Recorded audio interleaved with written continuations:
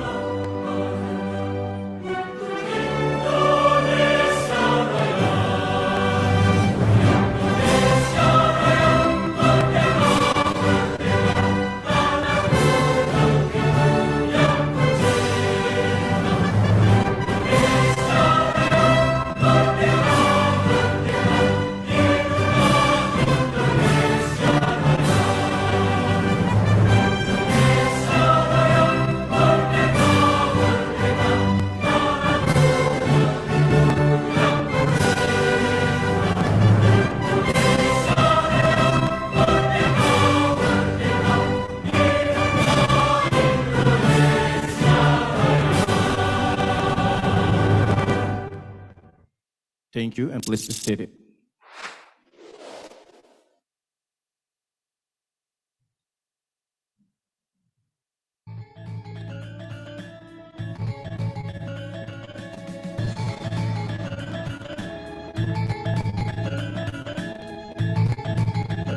Distinguished delegates, ladies and gentlemen, may we greet you all in the Balinese way of Om Swastiastu, which means that may health and also prosperity always upon us. Assalamualaikum warahmatullahi wabarakatuh. Salam sejahtera untuk kita semua. Namo Buddhaya, salam kebajikan.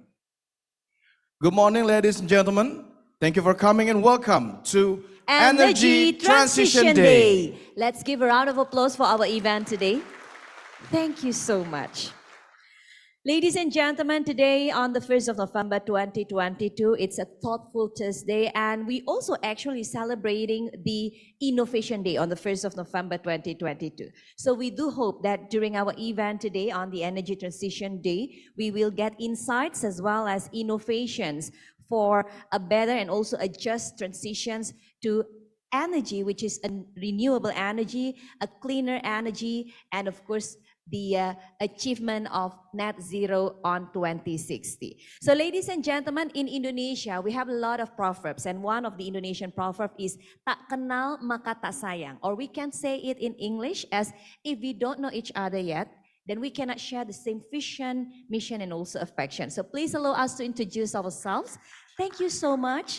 My name is Dian Ariswari, and this is my partner today. It's Hari Kurniawan. And it is indeed an honor for both of us, right, to be your master of ceremony. Okay, firstly, we'd like to welcome representative of our coordinating Ministry for Maritime and Investment Affairs, Bapak Rahmat Hidayat, and Bapak Yudi Prabangkara. Good morning. Let's give a round of applause for both of them, right? Thank you so much to get energy and positive vibes from all of you. We are also happy to have the representative of the Ministry of Energy and Mineral Resources of the Republic of Indonesia. We have Bapak Hendra Iswahyudi. Good morning. Good morning. And we have Mayor of Cilegon, Bapak Heldi Agustian. Good morning, Pak. And we are also very grateful to greet our host for this Energy Transition Day, of course, the CEO of PLN, Bapak Darmawan Prasojo. And we are also members of executive boards of PLN. And distinguished speakers and moderators, PLN strategic partners, ladies and gentlemen. So, ladies and gentlemen, today in this beautiful morning, we are also very happy because we know that Indonesia, through PLN is one of the key player of energy transitions in Indonesia because PLN leading a path towards net zero emissions by 2060. Yes, and hopefully during the Energy Transition Day, we can expand our knowledge and skills and also collaborate to develop our future generation with sustainable energy. And now, distinguished delegates, ladies and gentlemen, as part of a global commitment to reduce carbon emissions, PLN has initiated 8 lighthouse initiatives. Various achievements have been made as the big milestones from PLN to its commitment. With pilot on early retirement, renewable expansions in various area, and biomass pilot, PLN is ready to show its commitment and effort to achieve net zero in 2060. And of course, to get more information, all of the details on current status as well as the future plan of PLN, we kindly invite to be here on the stage to deliver his warm welcome as well as the information on the future plan of PLN. Please welcome Director of Transmissions and System Planning of PLN, Bapak Evi Haryadi.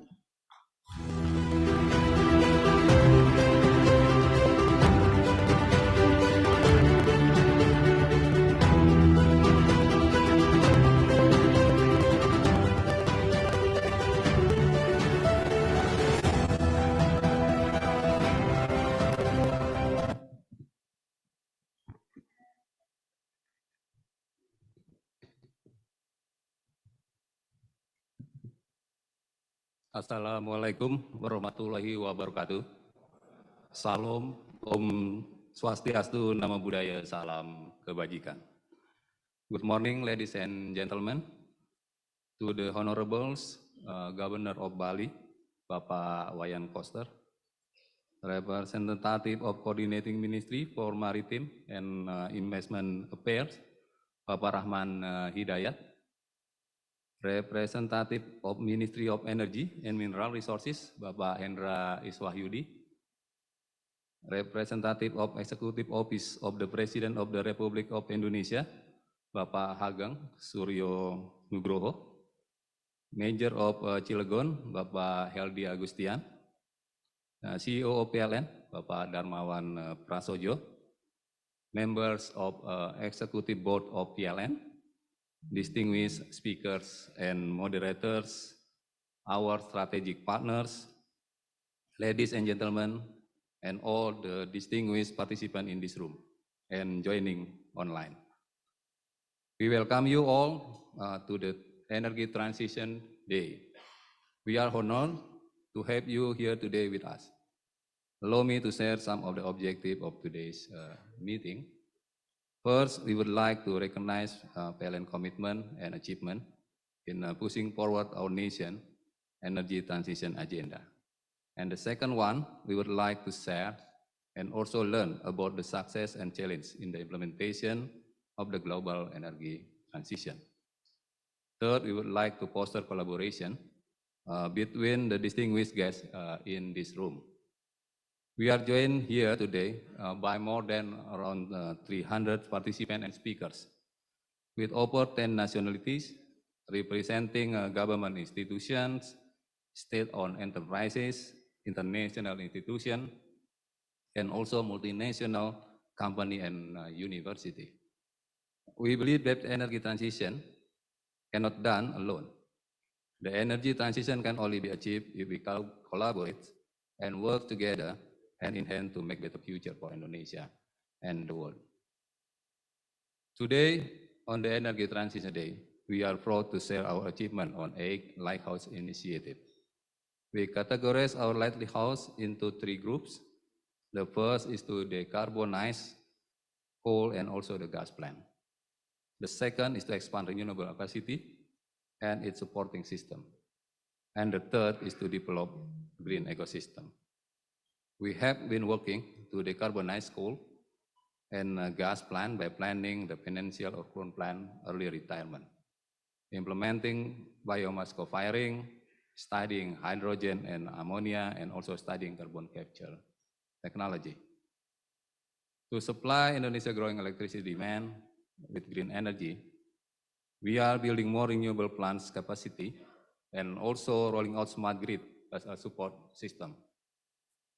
Furthermore, we also invite the participation of people and businesses by developing green ecosystem, among others by enabling renewable consumption through energy as a service and also by expanding the EV ecosystem. For the coal plant early retirement initiative, PLN has been working on 3 ETM initiatives scheme. First is the write-off or the accelerated depreciation. The second method is a spin-off with the blended financing, and the last is the IPP refinancing. PLN and also the potential investor had been identified coal plant candidate for its ETM scheme. Right now, we are in the negotiation phase. We hope that with the right financing and support, emission from fossil fuel can be abated earlier. For the longer term initiative, today PLN will launch the early retirement roadmap with a plan to early retire around 3.5 gigawatt of coal plant by 2040. We have been working closely with the MIMA in creating this roadmap and also to ensure that we have an alignment with our key stakeholder. It is worth mentioning that early retirement is not the only initiative to reduce coal plant emission. PLN has previously reduced the target additional coal plant capacity from 27 gigawatt in the previous RUBTL 2019-2028 to 13.9 gigawatt in the current RUBTL 2021-2030. PLN also has implemented biomass co-firing, reduce emission from our existing coal plant. So far, 33 coal plants have been implemented biomass co-firing, with 653 gigawatt of energy produced from biomass. We have planned for more biomass co-firing implementation to ensure that we can further reduce emission from our existing coal power plant. We do not only plan to abate emission from existing plant through biomass co-firing, but we also exploring hydrogen and ammonia co-firing.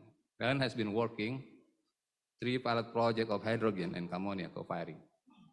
In Karamasan with Mitsubishi, in Gresik with AHI, and in Pesanggaran with ITB.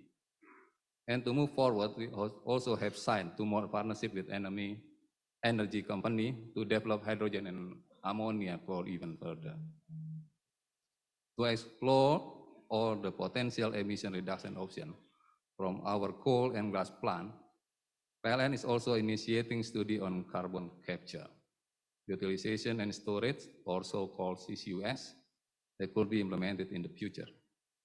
PLN has signed 3 partnerships with ITB, Impact, and also Medco Energy to conduct further study to strategic for the implementation of the CCUS pilot in Indonesia.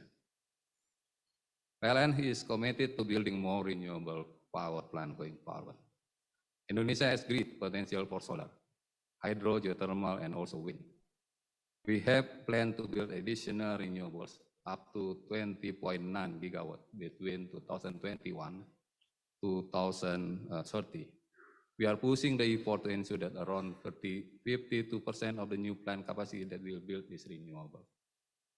As of today, we have more than 4 gigawatt of additional renewables plant operating, under construction, and in the procurement process. The rest, around 16 gigawatt of additional renewable power plant, is under development going forward.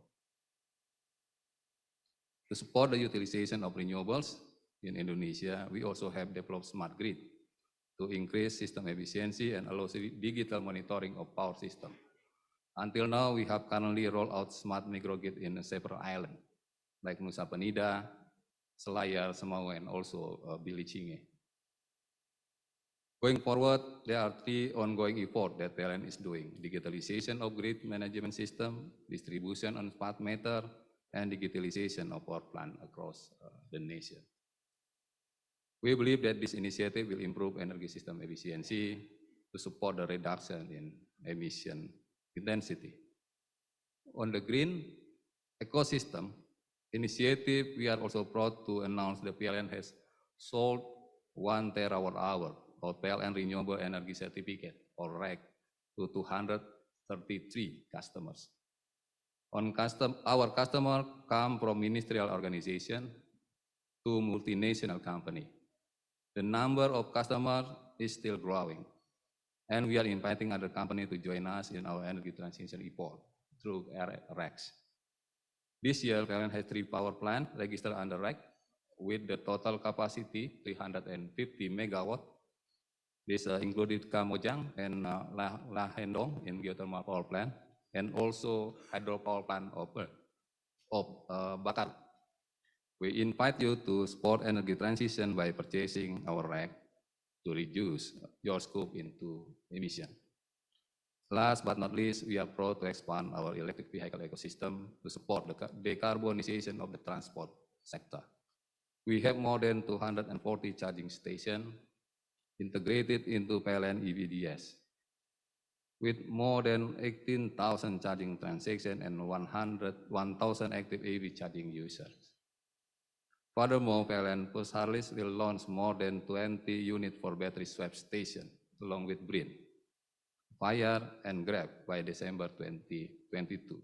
We also have 15 distinguished partners from the electric vehicle industry that have and will continue to be working us to accelerate EV ecosystem growth. I hope that this gives you a glimpse of the great work that PLN has been pushing to drive Indonesia energy transition agenda.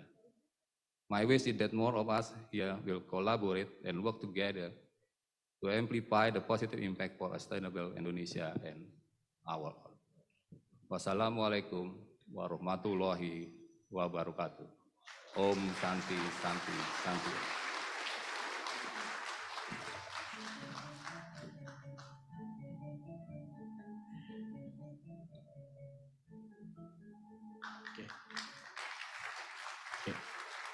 Thank you, Bapak F.V. Haryadi, for your updates.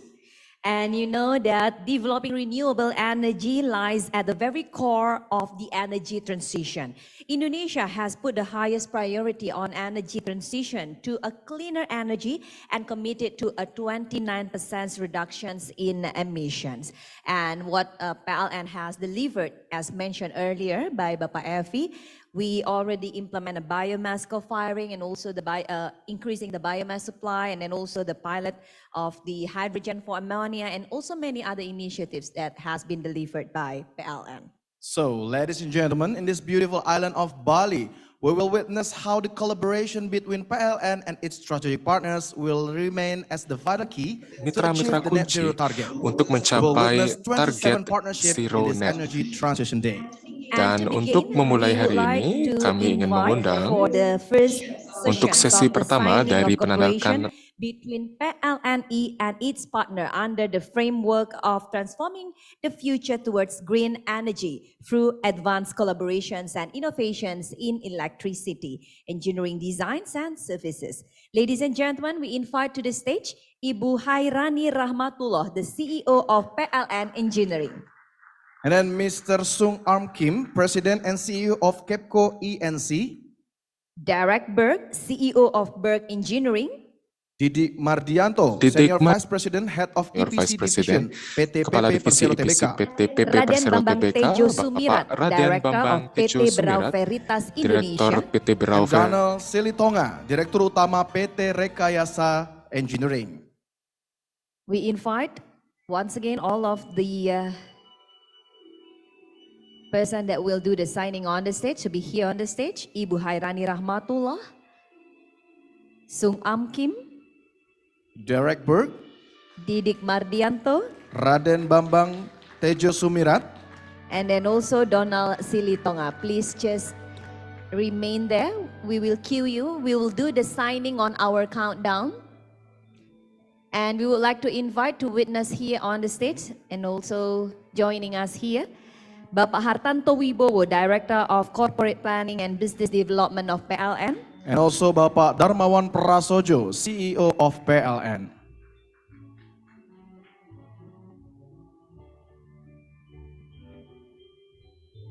We'll do the signing together.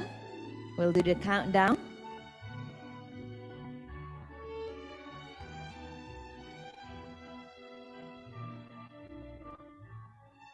All right, and now let's just start. Ladies and gentlemen, this is the signing of the MOU.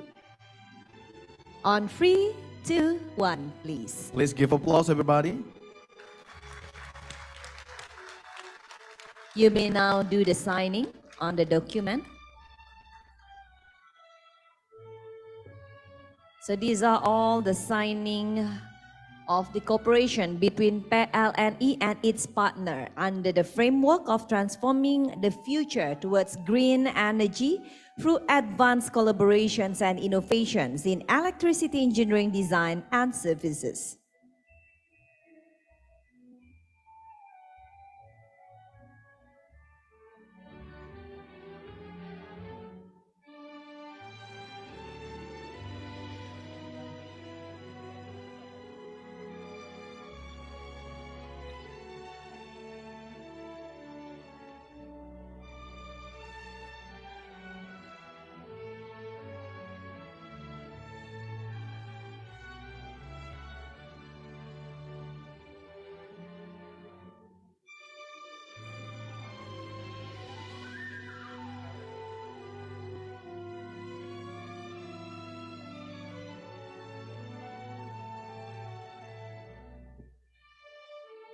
Please have a photo session for a while on the stage and hold the document as well.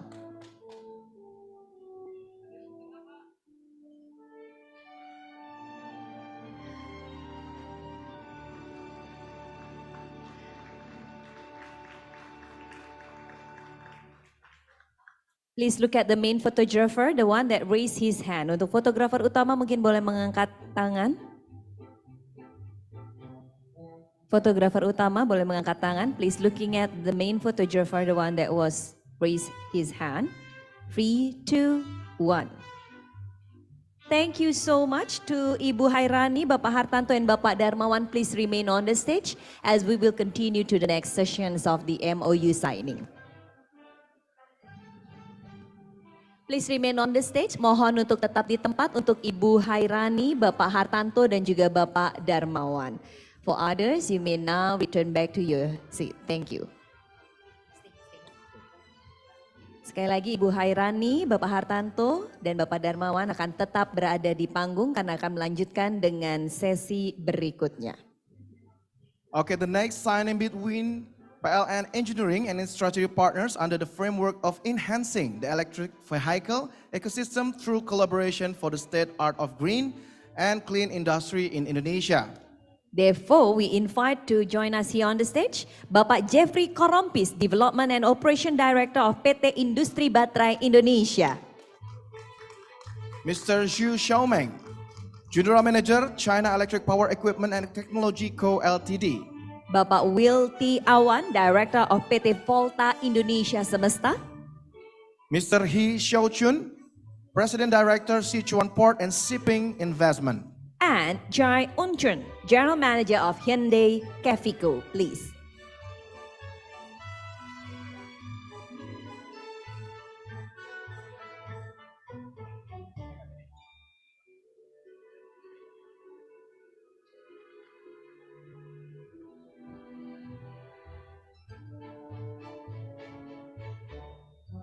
And of course, we'll do the signing together, making sure that everyone is ready here.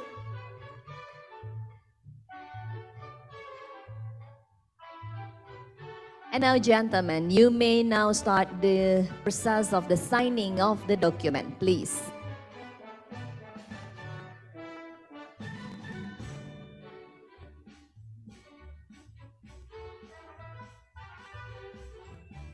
So this is the signing, ladies and gentlemen, between PLN Engineering and its strategic partner under the framework of enhancing the electric vehicle ecosystem through collaborations for state-of-art green and clean industries in Indonesia.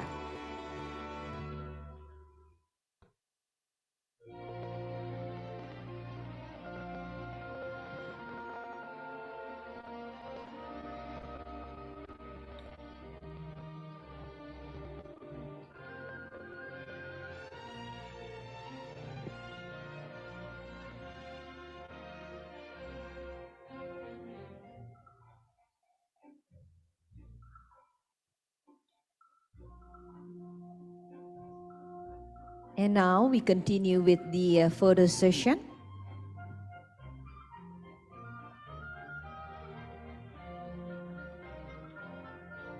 Okay, and photo session will start in 3, 2, 1.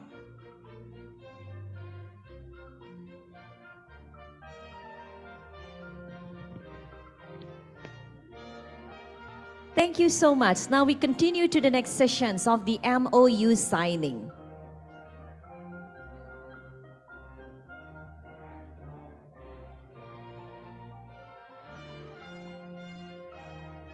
Thank you, Ibu dan Bapak. Bapak Darmawan Prasojo, please remain on the stage. And the rest, you may return to your seat. Thank you. And now, ladies and gentlemen, we continue to the next sessions of our MOU signing. The next signing is for Renewable Energy Certificate Sale and Purchase Agreement. We kindly invite to the stage Bapak Abdul Muklis, General Manager of PLN UID Banten. Bapak Jun Mizayaki. Mizayaki-san, President Director of PT Asahi Mas Chemical. Bapak Ahmad Zuhraidi, Director PT Mitra Murni Perkasa. Ibu Sarah K. Lubis, Division Head of Corporate Governance and Sustainability of PT United Tractors. Bapak Teddy Haryanto, CEO PT Mitra Informatika Gemilang. Bapak Omur Mentes, President Director of PT Indo Korsda. Bapak Boyke Purbaya Abidin, Director PT Bumi Suksesindo. To also witness the signing, we invite to the stage Ibu Edi Sri Mulyanti, Director of Retail and Commercial. Please.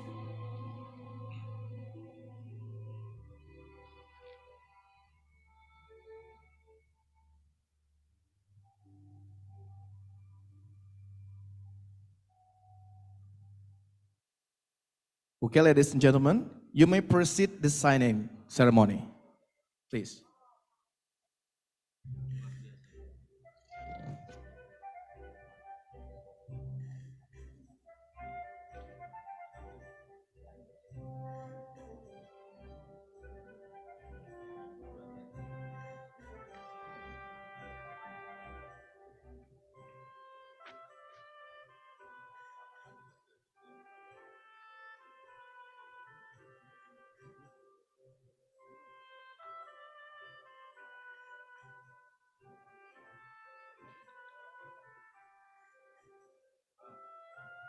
And now, please have a photo session and don't forget to show the document or hold the document for the photo session. Okay, the photo session will start in 3. Okay. Okay, we have photo session in 3, 2, 1. Smile. Smile, okay. Can we hear an applause, please? Ladies and gentlemen, thank you so much. Okay. Thank you so much. And of course, to the CEO of PLN, please remain on the stage as we continue to the next session. And for others, thank you. You may now return back to your chair. Okay. The next signing is the cooperation initiated by PLN Indonesia Power and Mitsubishi Heavy Industries (MHI) on concerning joint feasibility study for biomass covering and ammonia, covering at Suralaya CFPP and hydrogen, covering at Tanjung Priuk GTCC. We kindly invite to join us here on the stage Bapak Rahmat Handoko, Director of Coal-Fired Power Plants Operations of PLN Indonesia Power, and Mr. Osamu Ono, Chief Regional Officer Asia Pacific, Mitsubishi Heavy Industry Ltd.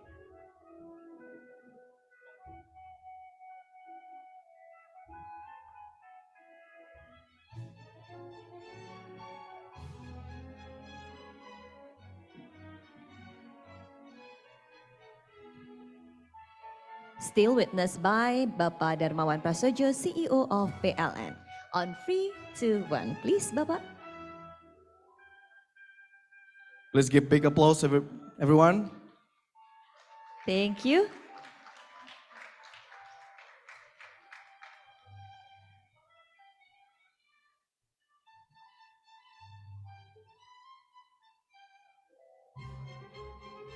And now please have a photo session and don't forget to show the document. Okay, the photo session in 3, 2, 1. Yes, give big applause, ladies and gentlemen. Congratulations for the signing of the MOU. And you may now return back to your chair as we will continue to the next session. So ladies and gentlemen, we now proceed to the signing ceremony of financing commitment of 750 US dollars million international syndicated green loan facility of PT PLN Persero in supporting energy transition. This is the inaugural of the USD syndicated green loan facility by PLN as borrower and financed by international and multinational banks to support PLN in Indonesia's energy transition agenda. So we kindly invited to the stage Ibu Cynthia Rusli, Director of Finance of PLN. Bapak Handoyo Wibawanto, Corporate Marketing Director of Bank of China. Mr. Yo Hyuk Yin, Managing Director Corporate Banking, Trade Finance Department China Construction Bank. Bapak Heru Gautama Hatman, Executive Director Institutional Banking Group Indonesia of DBS Bank. Bapak Rusli Johannes, Director of Business CIMB. Yosuke Xiao Zaki, Director of Mizuho Bank. Mr. Mark Yo Cheng Tiong, Head Loan Organization and Syndication OCBC Bank.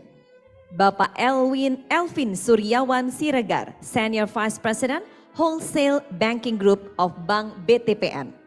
And Bapak Harap Kasan, Director Wholesale Banking UOB Bank.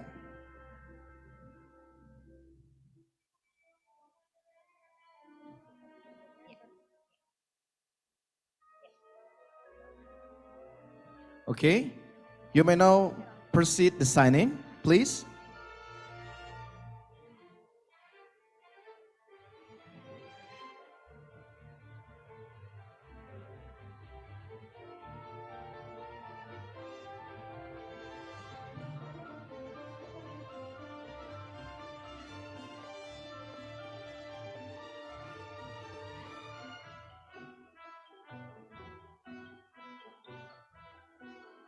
Please give applause, ladies and gentlemen.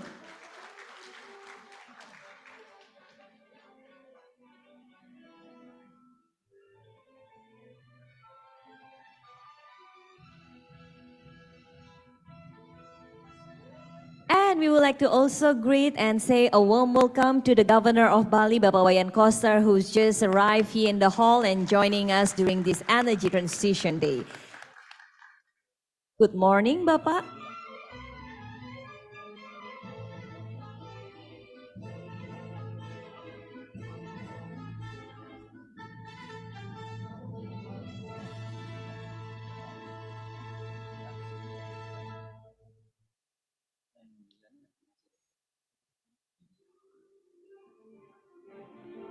Three, two, one. Thank you so much, Ibu Cynthia, and also Pak Darmawan. Please remain on the stage, and for others, you may now return back to your chair. Okay, the next signing MOU between PLN and Japan Bank for international cooperation regarding energy transition investment. So we kindly invite to the stage Mr. Nautaka Goto, GBIC's Chief Representative in Jakarta. Please joining us here on the stage for the next MOU signing.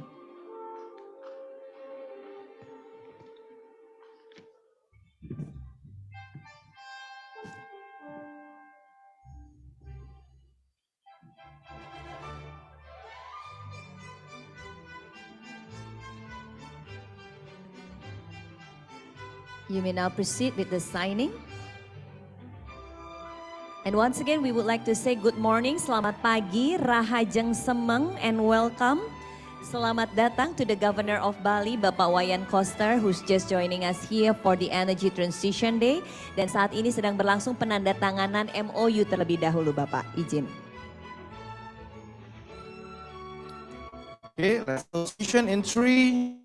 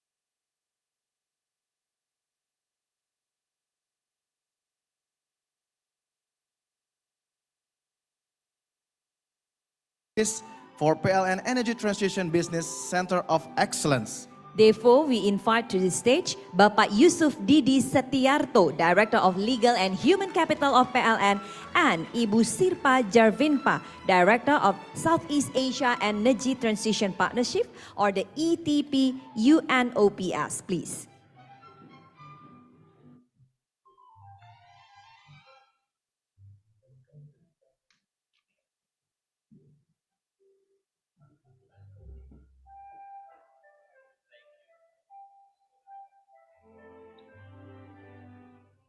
You may now proceed to do the signing, please.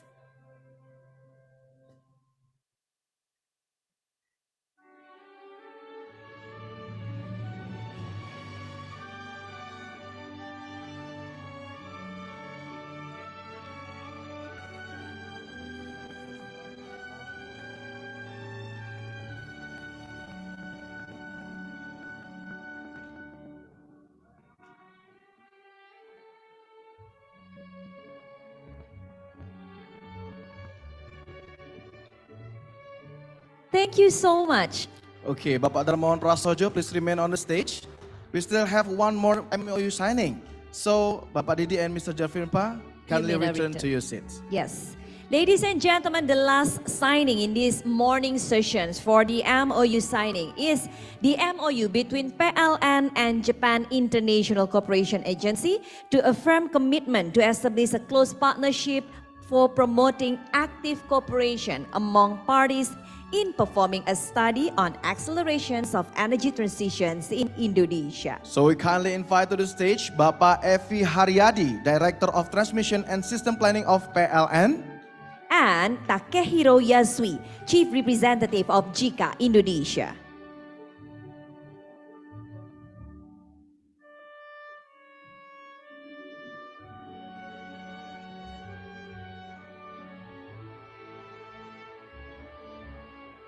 And for this opportunity, we kindly request Yasui-san to sign the document first and then continued by Bapak Evi Haryadi. And then after that, followed by Bapak Darmawan Prasojo.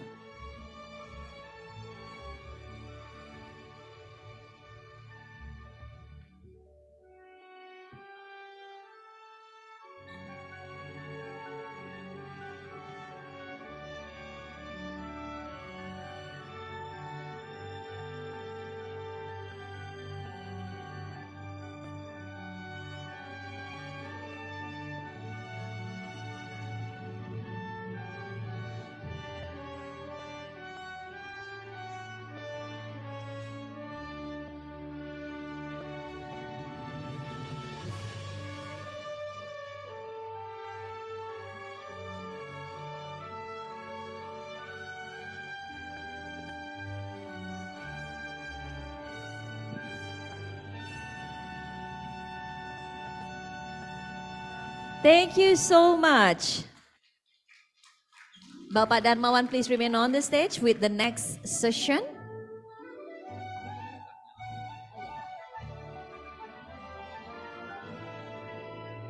Well, ladies and gentlemen, today on this Energy Transition Day, we have heard many initiatives by PT PLN Persero. One of it is the Lighthouse Initiatives. So we have 8 Lighthouse Initiatives, and with the initiatives, PLN has prepared and also set plan with focus on energy transition, starting from early retirement of coal-fired power plant, renewable energy utilizations for wind, solar, hydro, and also geothermal to harnessing biomass co-firing. And on the top of the integrated net zero roadmap, Indonesia has the opportunity to accelerate energy transitions with support from other countries. So, ladies and gentlemen, PLN has set a roadmap that will increase the renewable energy power plant capacity for 29 gigawatts by 2030 and retiring the operation of coal-fired power plant and implements the co-firing technology at the existing CFPPs to reduce the amount of emission. And now we will witness the launch of early retirement roadmap by the CEO of PLN that will mark by Liverpooling. That's right. And then we would like to invite once again to be on the stage here the CEO of PLN, Bapak Darmawan Prasojo, to do the lever pulling to mark the early retirement of the PLN, right? So, Bapak Darmawan Prasojo, kami mohon untuk bisa melakukan lever pulling di atas panggung dalam hitungan mundur kami sesaat lagi.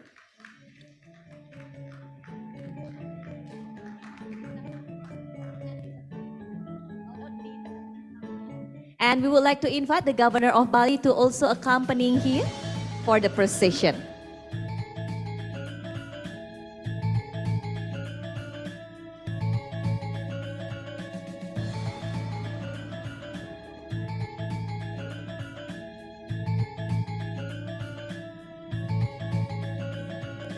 So ladies and gentlemen, we will witness the launch of early retirement roadmap of PLN by doing the lever pulling by the CEO of PLN on 3, 2, 1. Let's give a round of applause. This is marked the retiring operations of coal-fired power plants and implementing the co-firing technology at the existing coal-fired power plants to reduce the amount of emission. It has been done by the CEO of PLN with the Governor of Bali.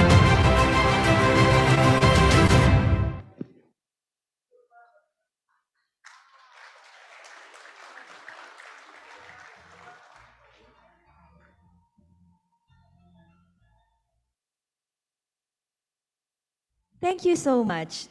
To the Governor of Bali, Bapak Wayan Koster, please return back to your seat. As now, ladies and gentlemen, we will continue. Bapak Darmawan Prasojo will now deliver his speech. On So, PLN, yes, commitment and strategy for energy transition to achieve net zero target. Yes, ladies and gentlemen, this is the CEO of PLN, Bapak Darmawan, please. Assalamualaikum warahmatullahi wabarakatuh. Om Santi, Santi Om. Salam sejahtera untuk kita semua. Salam, salam kebajikan.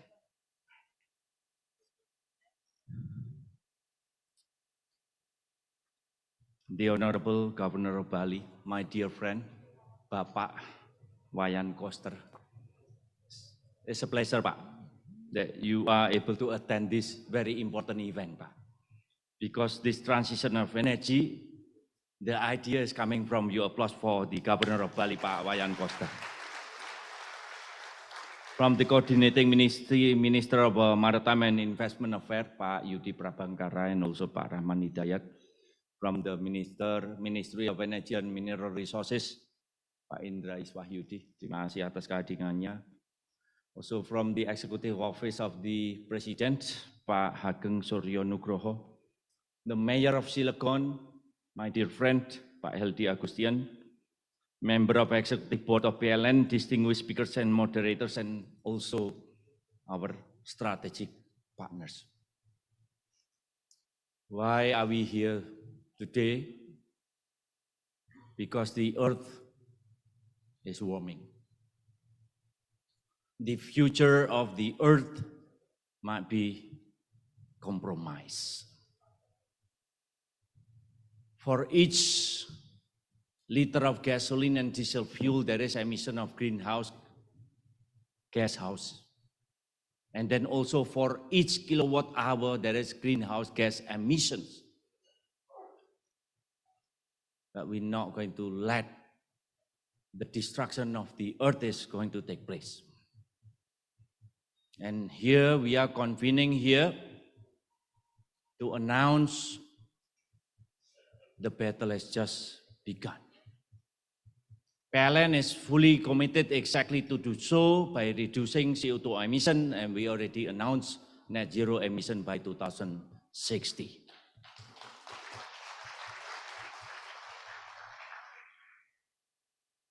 Today, the emission coming from the electricity sector is roughly 240 million metric tons annually. Business as usual. By 2060, it's going to increase to become roughly 1 billion metric tons of CO2 emission annually.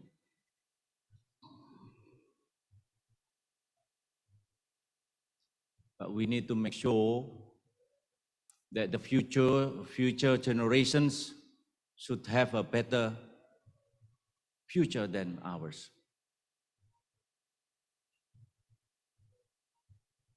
We might have international cooperations, Kyoto Protocol, Paris Agreement.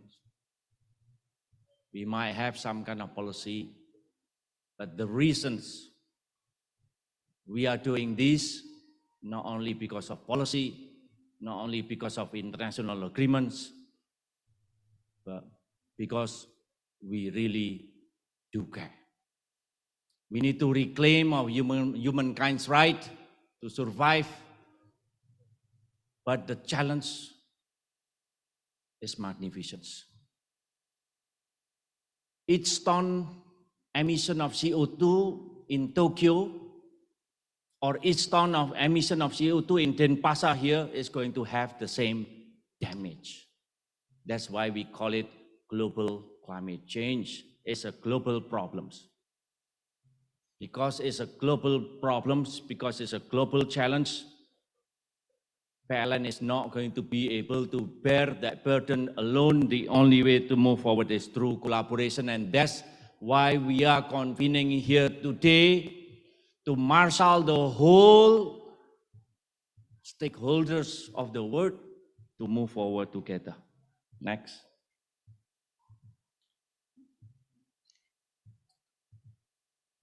Some time ago, when we're talking about cheap energy, is dirty. When we're talking about clean energy, it's expensive. It's a dilemma that we need to solve. When we auctioned solar panels in 2015, it was 25 cents. In 2017, when we auctioned it again, it was diminishing to become only 10 cents. When we auctioned it only a couple months ago, it's becoming 4 cents. Wind power, before it was 13 cents. When we auctioned it last month, it's becoming 5.6 cents. Humankind innovates. The price of renewable energy is getting cheaper. We are here having confidence that renewable energy in the future is going to be able to compete against fossil fuel energy in terms of technical systems, economics, and commercial. In that regard, the dilemma is going to be solved. When we're talking about cheap energy, we're talking about clean energy. When we're talking about clean energy, we're talking about the cheapest form of energy. And that's the way we're going to move forward. Next. So, where do we go from here? During the design of National Electricity Planning RUPTL last year, we already removed 2 gigawatts of coal in the planning phase so that we are able to remove, or we're going to avoid CO2 emission in amount of 250 million metric tons in the span of 25 years. Applause for all of us. The question is it enough? It's not enough. We add additional 1.1 gigawatt of coal being removed and replaced directly with renewable energy in the RUPTL of 2021 until 2030. Is it enough? It's not enough. 880 megawatt of coal is being replaced by natural gas, reducing emission by half. Is it enough? It's not enough. We add 20.9 gigawatt additional of renewable energy on top the current one we have today. That is the most aggressive green strategy, the greenest of national electricity planning in the history of PLN and in the history of Indonesia. Is it enough? It's not enough. We have a large coal in operations, and we need to make room for additional renewable energy to enter into our ecosystems. Then we launch early retirement of coal-fired power plants, both before 2030 and after 2030. using the energy transition mechanisms. Of course, it's a big challenge. We're not going to be able to bear that burden alone. Again, the only way to move forward is through collaborations. Is it enough? It's not enough. There is no one size fits all. We harness the energy of wind, we harness the energy of solar, we harness the energy of geothermal, we harness the energy of hydro, we harness the energy of wave, current, everything. We gave the best we could. Is it enough? It's still not enough. Next.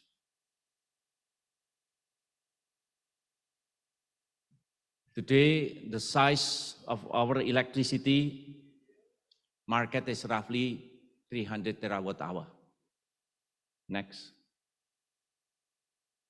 Moving forward, the size of electricity market in 2060 is going to be roughly 2,000 terawatt hour. That means additional of 220, 230 gigawatt of additional capacity, mostly coming from renewable energy. When we're talking about gas-fired power plants, it's medium size of investment in the beginning, but there is operational cost, purchasing gas. When we're talking about renewable energy, it's a larger capital expenditure, but the very low cost of operational costs, because renewable energy, mostly the energy is kind of free. That means the investment is front-loaded investments. How much is going to cost us? Here, roughly 726 billion US dollars. From today until 2060, it's roughly 10,000 billion US dollars. Is it a challenge? It is a challenge, but it's also business opportunities for PLN and our strategic partners. Applause for all of us.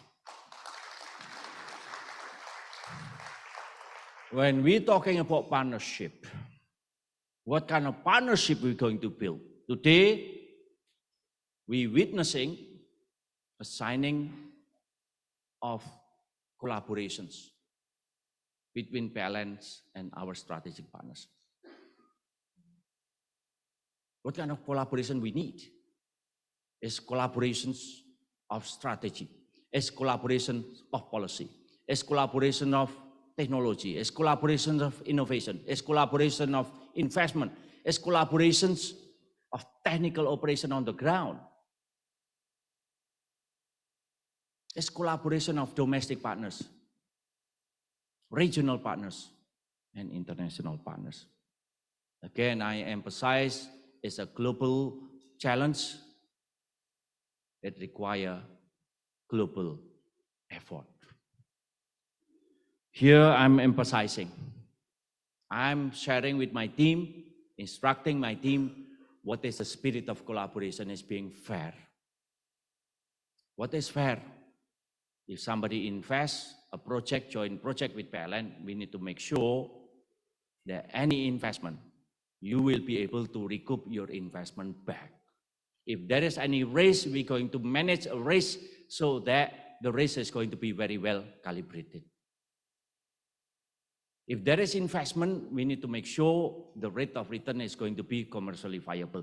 That's the spirit of collaboration with PLN. That is going to be a win-win collaboration in which we're going to make sure what's happening today is only a milestone. It's a milestone in which I know, I look each one of you, I had a very great conversation last night. Our collaboration has been very strong and very productive. But as always, there is room for improvement. Starting today, we're going to elevate our relationship that is already very strong, very productive, to become stronger, to become more productive. That's the only way to move forward. Applause for all of us.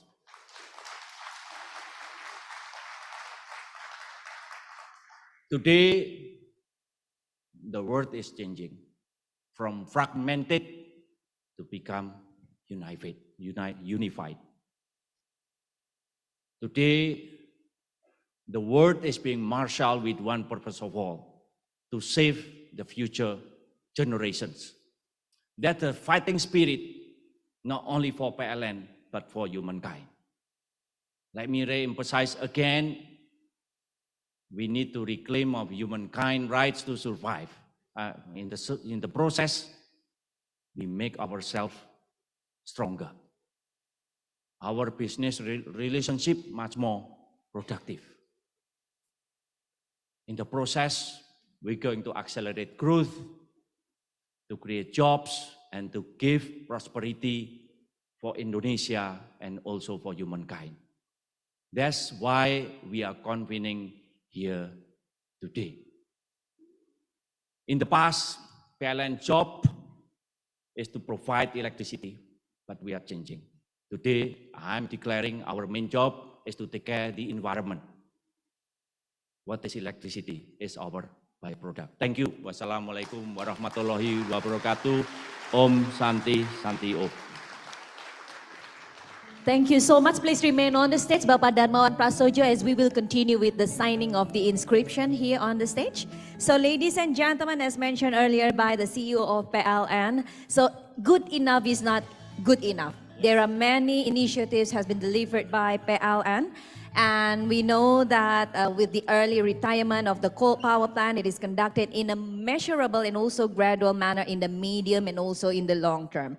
And the transitions to an eco-friendly energy also means that PLN is transforming and it will strengthening PLN. We would like to invite to join us here in the stage, the Mayor of Cilegon, Bapak Heldi Agustian, please. We continue with the signing of the inscription. This is the Cilegon inscription. Yes, SRF Plan Bagandung is a breakthrough of PLN Group to support local governance in reducing municipal solid waste, plus also as an alternative for green energy supply to be used in coal-fired power plant Bagandung SRF. And then Bagandung SRF product has been regularly in use in Suralaya CFBP co-firing. Yes, and now ladies and gentlemen, we will witness the signing of the inscription by the CEO of PLN, witnessing by the Mayor of Cilegon, please.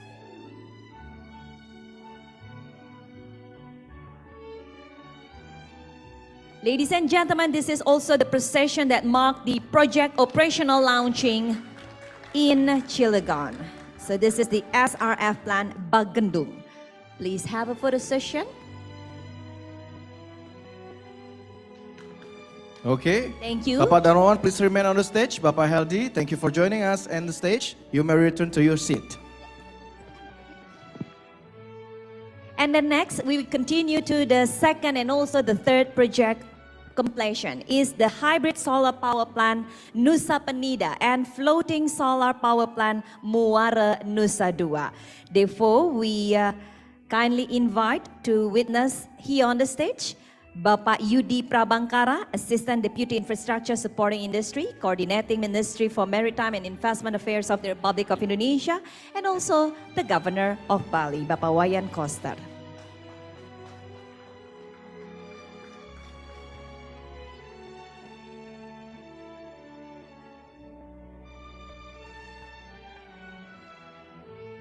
So this project, ladies and gentlemen, also showcase PLN commitment. Okay. To support the energy transition under the framework of Indonesia G20 presidency.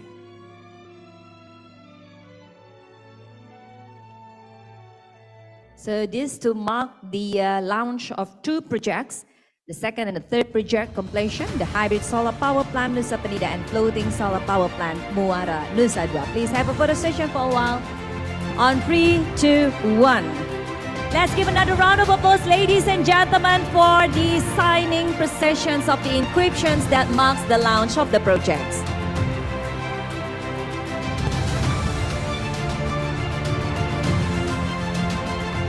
Thank you so much to Bapak Darmawan Prasojo and also Bapak Yudi. And now, ladies and gentlemen, we continue to the next speech as we have the Governor of Bali here joining us. And there are so many strategies and initiatives as well as policies that has been delivered by the Governor of Bali in supporting green energy growth. Ladies and gentlemen, Please give a round of applause to Bapak Wayan Koster, Governor of Bali. Om Swastiastu.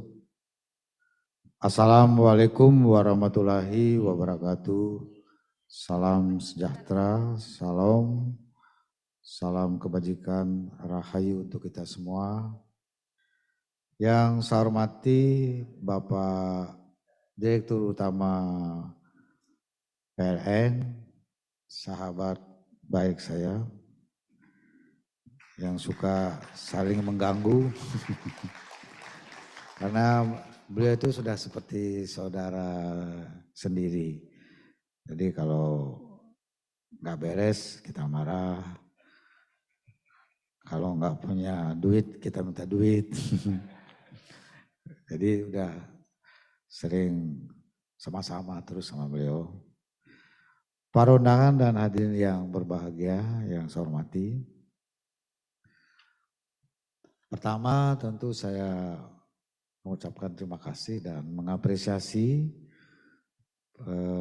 acara memperingati Hari Transisi Energi pada hari ini di Bali. Ini suatu acara yang baru pertama kali saya ikuti dan karena itu saya semangat hadir meskipun acara dalam rangka G20 ini penuh sekali.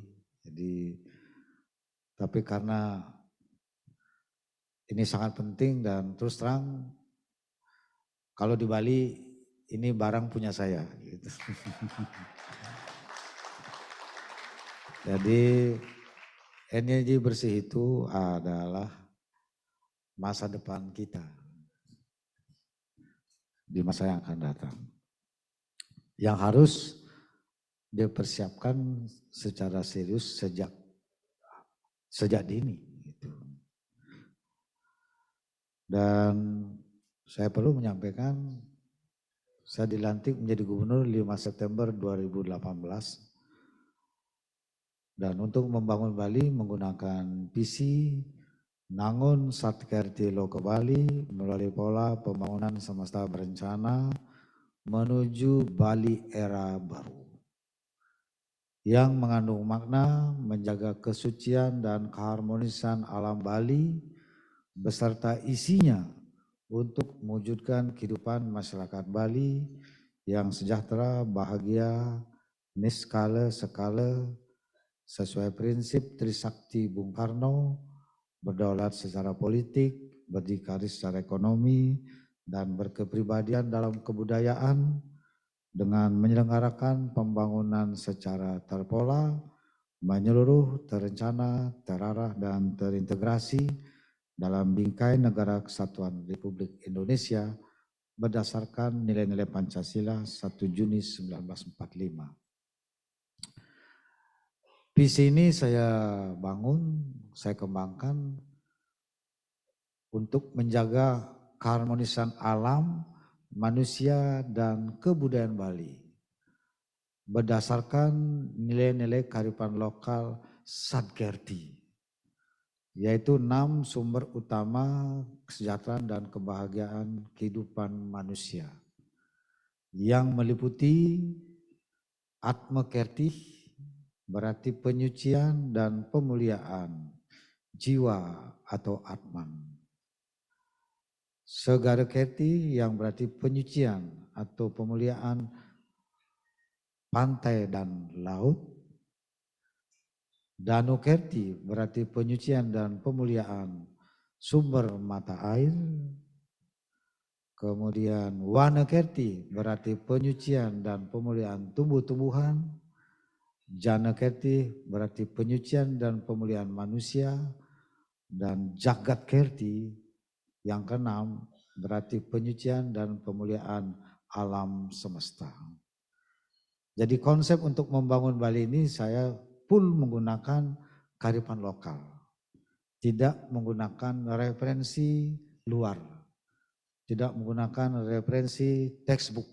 Tapi murni dari kearifan lokal Bali, warisan adiluhung leluhur tetua kami di Provinsi Bali yang mengajarkan agar hidup ini harus diatur menyatu dengan alam.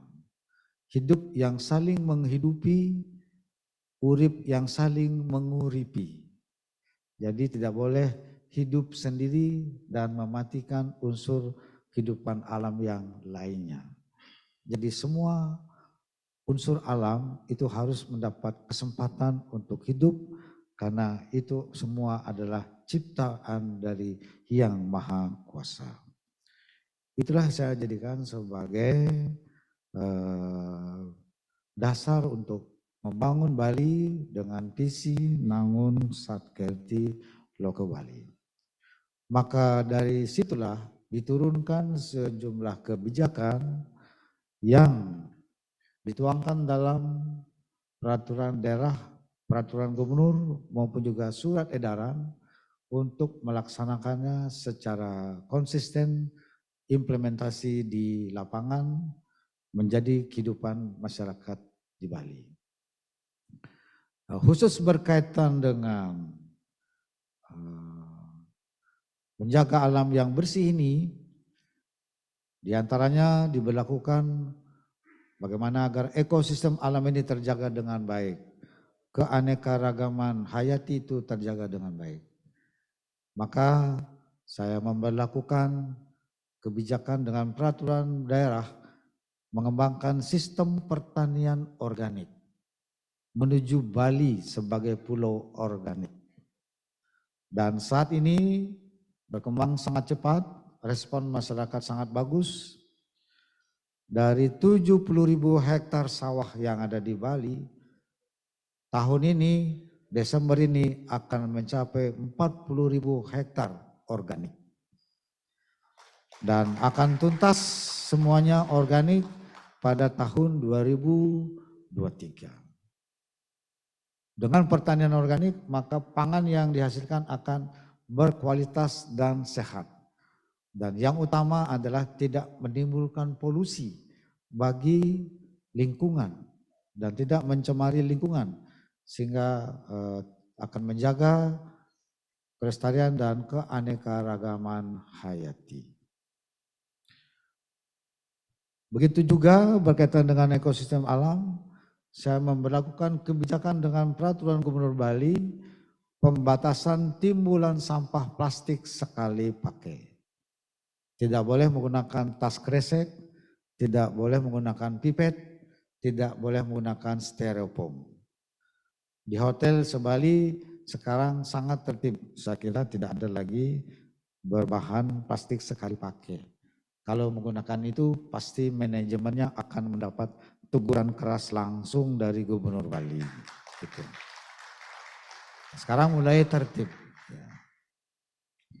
Kemudian juga memberlakukan kebijakan pengelolaan sampah berbasis sumber. Bapak Ibu sekalian yang saya hormati, selama ini kita menerapkan satu sistem yang salah. Sampah diambil, diangkut, ditumpuk, celakanya lagi ditumpuk di kota. Itu konsep yang salah. Saya balik sekarang logikanya, cara berpikirnya, pola hidupnya adalah siapa yang membuat sampah, dia yang harus menyelesaikan sampahnya. Jangan kita yang membuat sampah, orang lain yang disuruh ngurus menyelesaikannya. Kan tidak adil. Maka dibuat kebijakan pengelolaan sampah berbasis sumber dengan membentuk TPS 3R berbasis desa, kelurahan, dan desa adat sebali. Maka dalam waktu dekat ini tempat pembuangan akhir sampah TPS Suung itu yang menjadikan TPA Suung regional itu akan ditutup paling lambat bulan Januari 2023. Mulai beroperasi 5 September ini sistem pengelolaan sampah terpadu. Tidak lagi mengolah sampah jadi cerita ada energi segala macam. Akhirnya omong kosong semua, enggak ada yang jadi. Maka lebih bagus TPS Suung saya tutup, saya ganti dengan satu sistem pengelolaan sampah terpadu yang merupakan sisa-sisa reduksi yang tidak dapat dikelola di rumah tangga sampai tingkat desa. Kemudian juga saya memperlakukan kebijakan pelindungan danau, mata air, sungai, dan laut. Supaya air kita bersih, air kita sehat, dan berkualitas. Ini adalah untuk menjaga ekosistem alam yang bersih. Juga menghasilkan pangan yang berkualitas dan sehat. Dan berikut adalah yang sangat penting, saya memperlakukan kebijakan di bidang energi, yaitu agar Bali mandiri energi dengan energi bersih. Saya landasi dengan peraturan daerah tentang rencana umum energi daerah, dilengkapi dengan program aksi daerah, kemudian diikuti dengan kebijakan penggunaan kendaraan bermotor listrik berbasis baterai. Kebijakan energi bersih ini saya terapkan dari hulu sampai hilir. Maka Bali, pulau yang wilayahnya kecil ini menjadi destinasi wisata utama dunia, harus memastikan ketersediaan energi yang cukup, memadai, berkelanjutan di masa yang akan datang. Itulah sebabnya saya memohon kepada Bapak Dirut PLN agar pembangkit tenaga listrik itu dibangun di Bali sepenuhnya, supaya Bali bisa memenuhi energi dari pembangkit yang ada di Bali. Dan yang harus dibangun adalah pembangkit tenaga listrik berbahan energi baru terbarukan, minimum gas sebagai transisinya. Jadi Bali akan segera meninggalkan energi berbasis fosil. Sekarang ada suplai listrik dari Python 340 megawatt disalurkan melalui kabel bawah laut, dan itu merupakan energi yang berbasis fosil. Mohon maaf Pak Dirut, itu jangan lama-lama dilakukan. Harus segera diakhiri. Bali butuh kemandirian energi untuk memberi kepastian, sekaligus juga memberikan satu keyakinan bagi wisatawan dari berbagai negara bahwa Bali ini betul-betul mampu mengelola pariwisatanya dengan baik. Dengan ketersediaan energi yang memadai, ekosistem alamnya yang bersih, dan budayanya yang kuat. Kalau tiga ini sudah dikelola dengan baik, tambah lagi infrastruktur yang baik, transportasi yang baik, saya kira Bali tidak saja akan fungsional dari sisi penyelenggaraan kebijakan energi bersih, tapi juga akan menaikkan kelasnya Bali. Bali akan naik kelas di dunia. Pariwisata Bali juga akan naik kelas. Izin saya melaporkan dalam forum yang baik ini, kesempatan yang baik ini, begitu saya mengekspos Peraturan Gubernur Bali nomor 45 tahun 2019 tentang energi bersih, itu mendapat respon luar biasa dari berbagai negara. Dari Korea, dari Jepang, dari Eropa. Sampai mengajak kerjasama antar gubernur di beberapa negara yang memiliki komitmen untuk menerapkan kebijakan energi bersih. Pada saat itu karena saya baru mengeluarkan kebijakan, belum terbukti di lapangan, maka saya meminta tunda dulu, kalau sudah terbukti baru kita akan bikin asosiasi kepala daerah di dunia yang memiliki komitmen tentang energi bersih. Kan keren. Ini kan bagus ini. Nah, di samping itu menurut saya kita harus memiliki kesadaran sejak dini bahwa energi berbasis fosil ini, tambang, batu bara, segala macam, itu karena dicangkul terus setiap hari, terus digali, pasti lama-lama akan habis karena tidak bisa dibudidayakan. Itu tinggal menunggu waktu, pasti habis.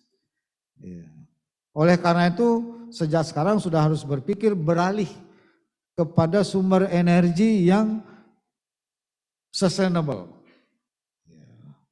yang ramah lingkungan, Dan itulah saya kira yang harus kita jadikan sebagai arahan kebijakan untuk pengembangan energi Bali khususnya dan Indonesia pada umumnya. Saya kira ini adalah arah kebijakan yang harus dijalankan dengan serius dan konsisten oleh pemerintah pusat, pemerintah daerah, dan para pemangku kepentingan di masa yang akan datang. Paling tidak kita sudah berani melakukan satu langkah untuk memulai. Dan terus terang tahun 2023 Bali akan mulai lebih gencar, lebih progresif di dalam menerapkan kebijakan energi bersih ini. Dalam 2 tahun masa pandemi saya masih landai karena masyarakat lagi sulit. Ya. Tidak diganggu saja sudah sulit, apalagi diganggu. Jadi karena itu belum saya progresif. 2023 begitu pariwisata pulih, ekonomi pulih, maka saya akan gencarkan langkah-langkah untuk pelaksanaan energi bersih dari hulu sampai hilir. Itulah sebabnya saya pada kesempatan ini mengucapkan terima kasih kepada Bapak Dirut PLN telah memindahkan pembangkit tenaga listrik berbasis gas dari Jawa Timur ke Bali 2 kali 100 megawatt. Jadi sudah nambah ininya. Nah, makin berkurang dia yang berbasis fosil. Dan kita harus lebih cepat Pak Dirut di Bali ini sampai kebutuhan 1.200 megawatt ke depan kalau bisa semuanya dari bahan baku energi baru terbarukan minimum dengan gas. Dan izin saya lapor, dukungan terhadap energi bersih di Bali ini datang dari para peneliti, para akademisi dari Institut Teknologi Bandung tahun 2020 yang lalu. Begitu saya mengeluarkan kebijakan ini. Dan langsung berinisiatif melakukan riset tentang potensi energi baru terbarukan di Provinsi Bali. Dan hasil risetnya sudah keluar menjadi naskah akademik, sudah keluar petanya Pak Dirut. Ya, luar biasa. Penelitian secara mandiri, ternyata di Bali ada potensi 12.000 megawatt energi baru terbarukan. Ada yang matahari, ada yang angin, ada yang air, ada yang gelombang. Ada yang apa namanya itu? Otek apa ya? Jadi kami akan membangun juga PLTS terapung. Saya sudah izin dengan Bapak Menteri PU, sejumlah bendungan dan juga danau akan diisi dengan PLTS terapung. Jadi makin lengkap dan potensinya juga di Bali luar biasa. Inilah yang kami jalankan di Bali dalam konteks energi bersih ini, dan karena itu momentum G20 ini yang membahas 3 isu utama yaitu arsitektur kesehatan global, kemudian percepatan teknologi digital dan transisi energi bersih. Saya kira momentum ini harus betul-betul mendorong langkah kita untuk melakukan percepatan dalam penerapan kebijakan energi bersih ini. Saya kira ini sesuatu yang sangat mulia yang akan membuat negara kita menjadi semakin kuat ke depan. Sebagaimana yang disampaikan oleh Bung Karno,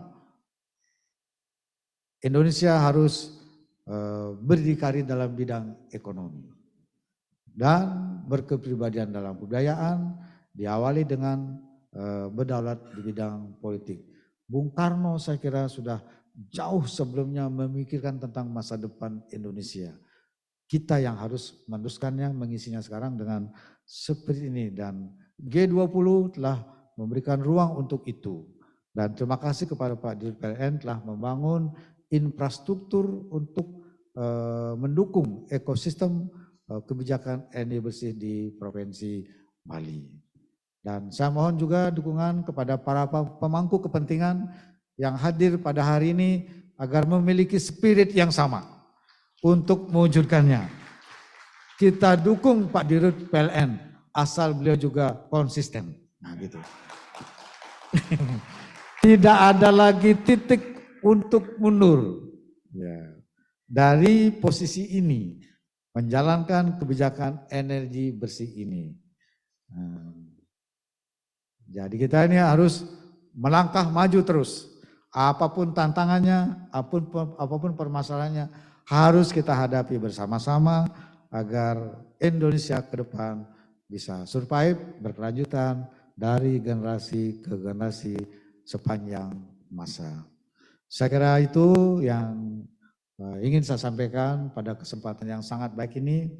Saya baru pertama bisa bertatap muka dengan para pelaku, pemangku kepentingan di bidang energi bersih ini. Ini sesuatu yang sangat membahagiakan saya. Suatu kehormatan bagi saya dan kehormatan bagi Bali. Dan Bapak Ibu semua yang hadir di sini telah hadir untuk mendukung Bali ini agar naik kelas bersaing dengan negara-negara lain. Bukan lagi bersaing dengan daerah lain. Bersaing dengan negara lain, Singapura, Thailand, Malaysia di bidang pariwisata. Saya kira itu yang dapat saya sampaikan. Terima kasih atas perhatiannya. Syahri Paramasanti, Om Santi Santi Santi Om. Wassalamualaikum warahmatullahi wabarakatuh. Rahayu. Waalaikumsalam warahmatullahi wabarakatuh. Thank you so much. Terima kasih banyak. Matur suksema untuk Governor of Bali, Bapak Wayan Koster.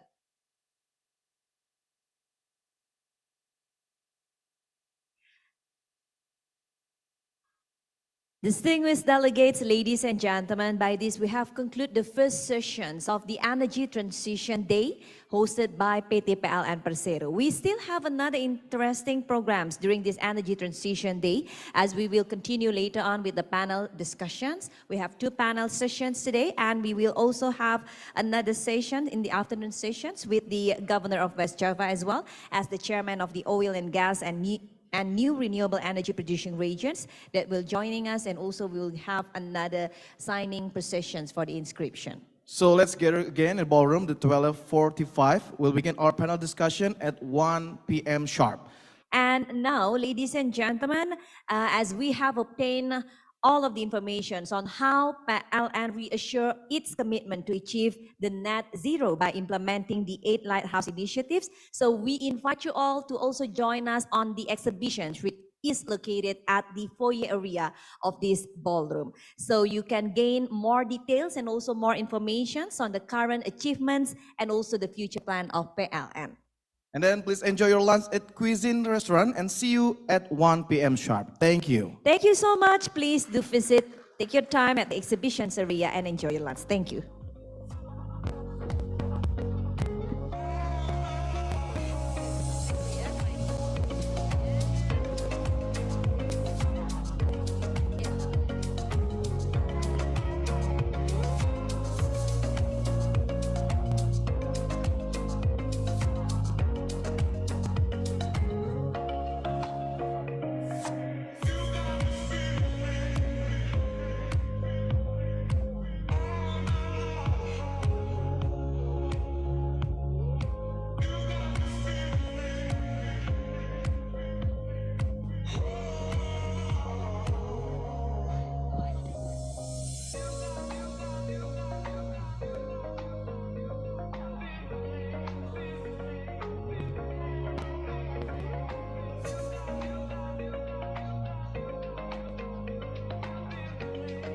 You're listening to Chill Your Mind Radio.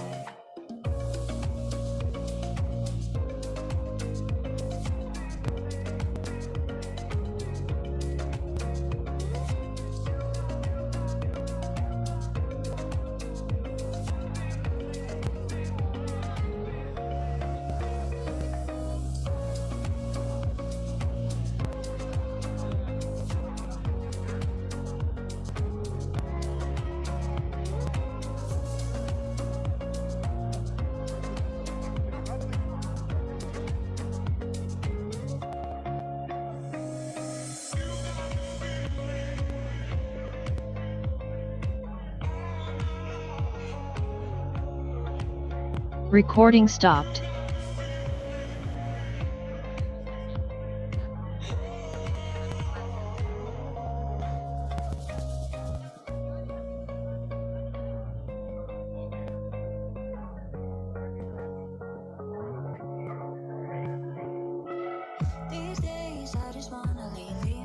worries behind. These days I just wanna go wherever you like. So pick me up and I'ma join you on the ride. These days I just wanna leave my worries behind. Pack your bags, don't forget your car key.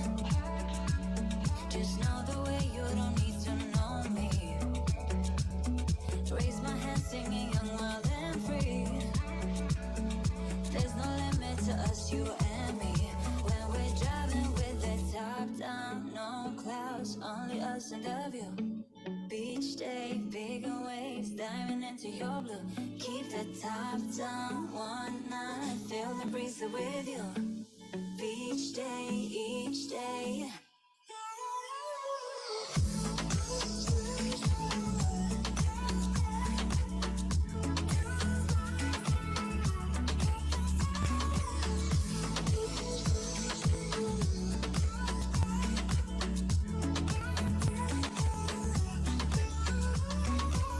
Let's break, drink a lemonade by the Hollywood sign. Sun-kissed, every day's a bliss with your hip by my side.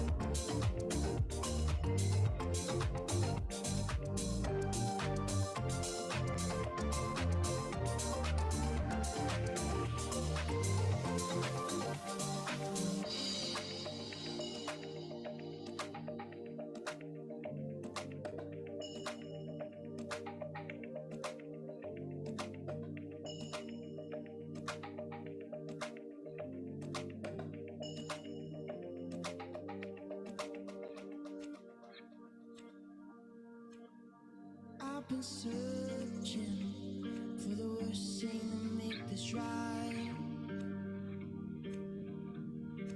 God only knows it. Step by step, I take the climb. When your heart feels broken, you're only human. Low on our faded highs, like I'm lost in a forest, lose my mind for this, begging for you and I. Say my name, cause it's too late, too late, too late to fall back on my mistakes. Yeah. Say my name, cause it's too late, too late, too late to fall back on my mistakes. My mistakes, say my name.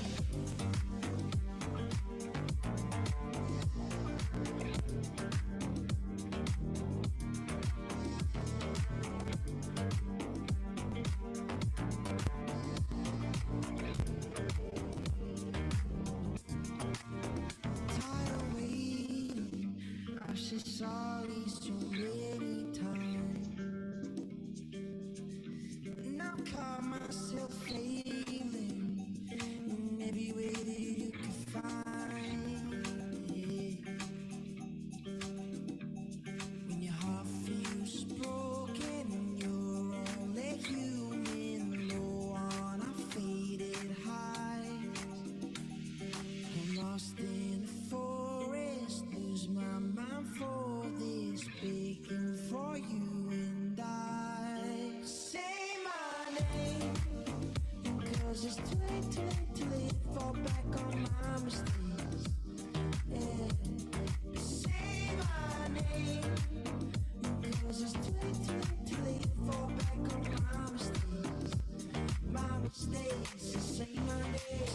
Seconds, the hours, the white flag is ours. I'll be gone in an instant. You forget like you missed it, but I'm older and bolder to fight for my corner. I'm always sure. Say my name, cause it's too late, too late, too late to fall back on my mistakes. Say my name, cause it's too late, too late, too late to fall back on my mistakes. Yeah. Say my name, cause it's too late, too late, too late to fall back on my mistakes. My mistakes, say my name.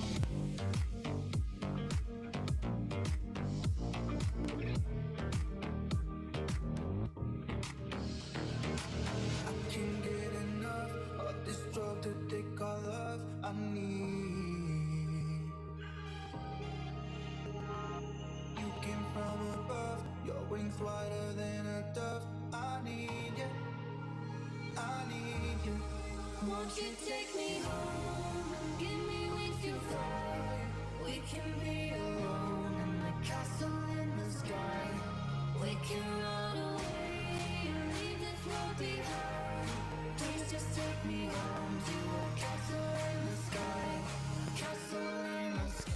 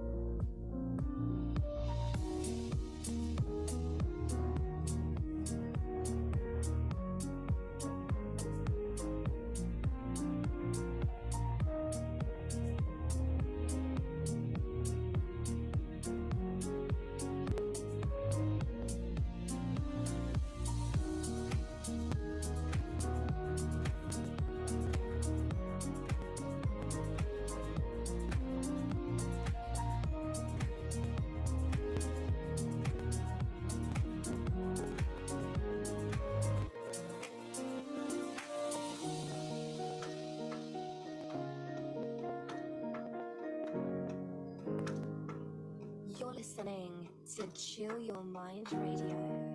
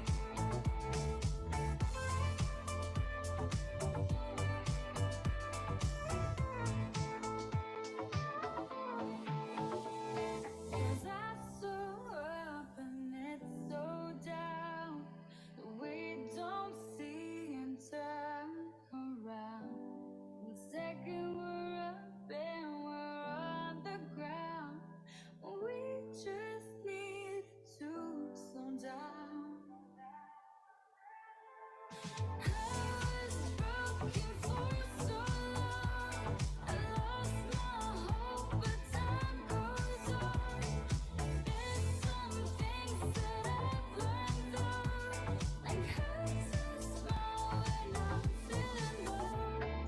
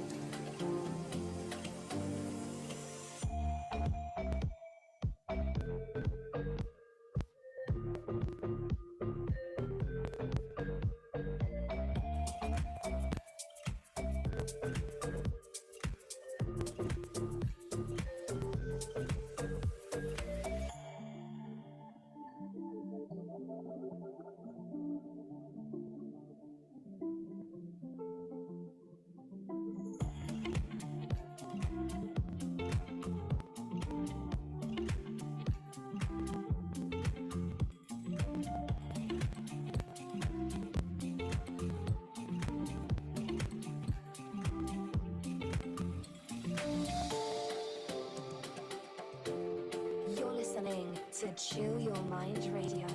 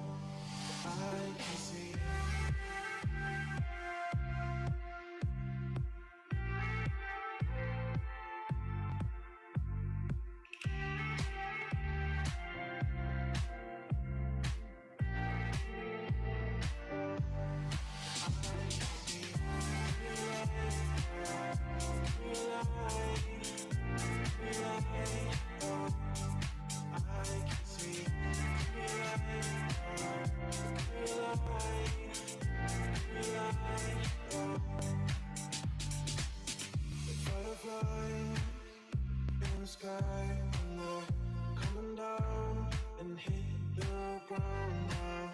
Run around, chase all my dreams. Will you come with me tonight? Be my firefly, my firefly, my firefly, my.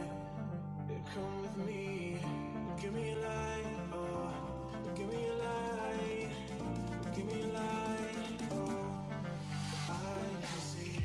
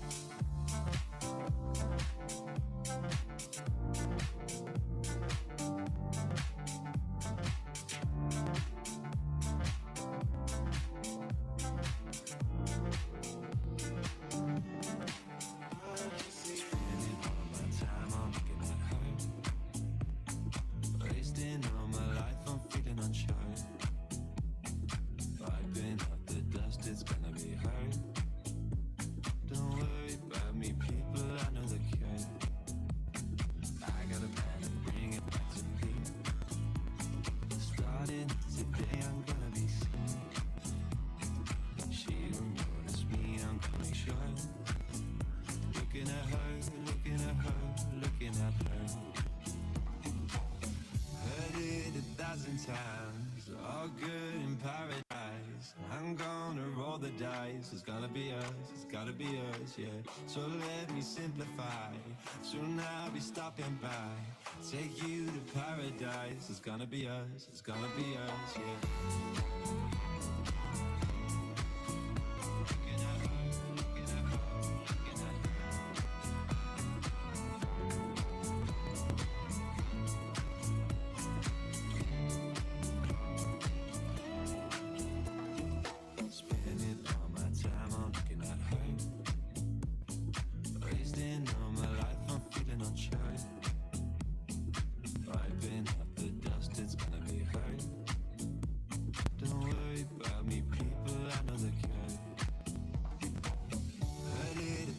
Times, all good in paradise. I'm gonna roll the dice. It's gonna be us, it's gotta be us, yeah.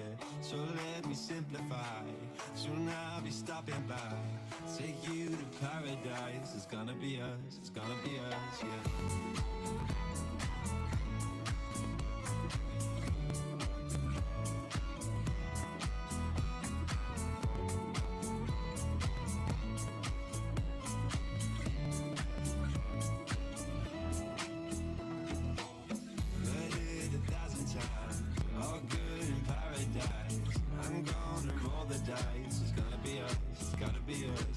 So let me simplify. Soon I'll be stopping by. Take you to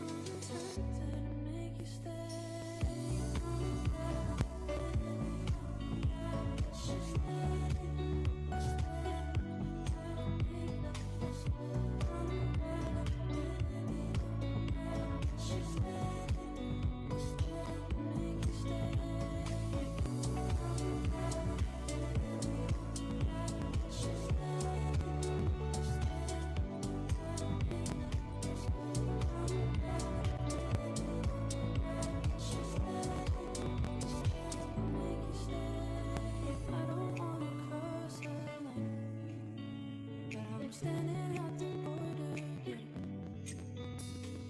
Hoping that I catch your light, like I did for almost 2 whole years. Now I need some more distractions, 'cause I can't control my actions. All effect is that you're my key. I'm tempted to make you stay.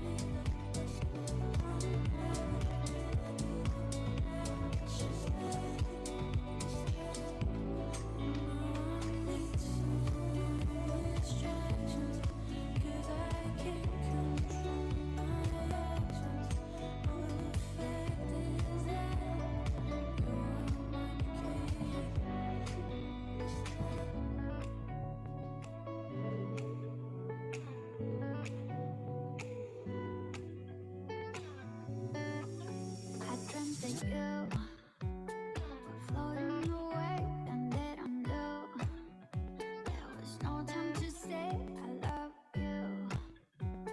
And even if we wouldn't spend our lives together, that's when I knew I regret it all. If we don't spend our lives together, I just know I will regret it all. Yeah, 'cause we got a little piece of can't live with now, well, you know. So even if I wanna let it go, I can't, 'cause you're my heart. We was driving uphill for the rest of our time. I can't lose my mind. Take me away to Paris or Spain. We can pretend that we're not expired. I love you. Still, I'm holding my breath. But if we don't spend our lives together, I just know I will regret it. If we don't spend our lives together, I just know I will regret it. Yeah, 'cause we got a little piece of can't live with now, well, you know. So even if I wanna let it go, I can't, 'cause you're my heart. We was driving uphill for the rest of our time. I can't lose my mind. They always say the grass is greener on the other side, and I am a sinner, 'cause I wanna see what's beyond the horizon. Still I wanna see, just need to find the golden path. So even if I wanna let it go, I can't, 'cause you're my heart. We was driving uphill for the rest of our time. I can't lose my mind. If we don't spend our lives together, I just know I will regret it all. Yeah, 'cause we got a little piece of can't live with now, well, you know.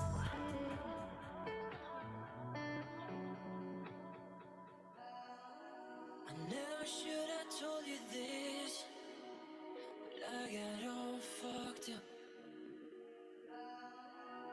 Never should have wrote that, but I was so fucked up. So I've been thinking lately, could get a little crazy. Lie and say you love me, and do the same. And you've been dreaming about me, things your man just can't be. Those nights when you feel lonely, you speak my name. And she knows I've been on the road, fucking other. I think that she knows. And you still think that I'm a star, spending all my money.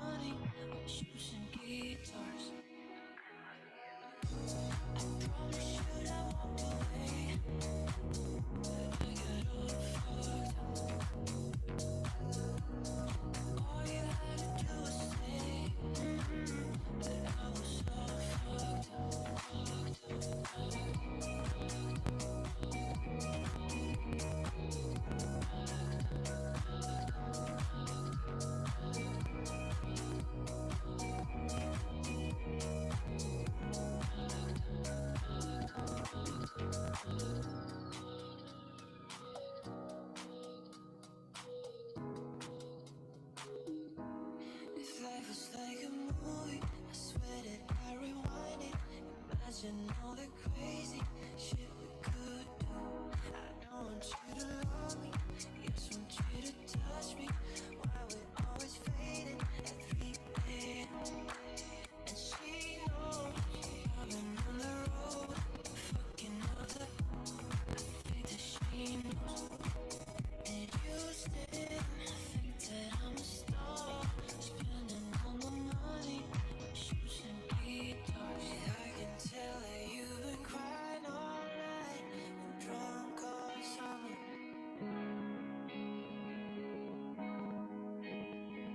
Mixing up the vibes to things you shouldn't.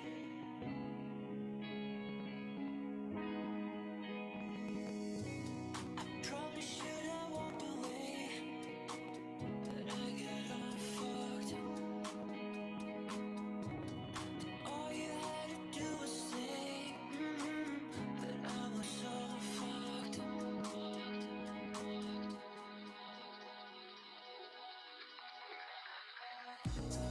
Probably should have walked away, but I got all fucked up.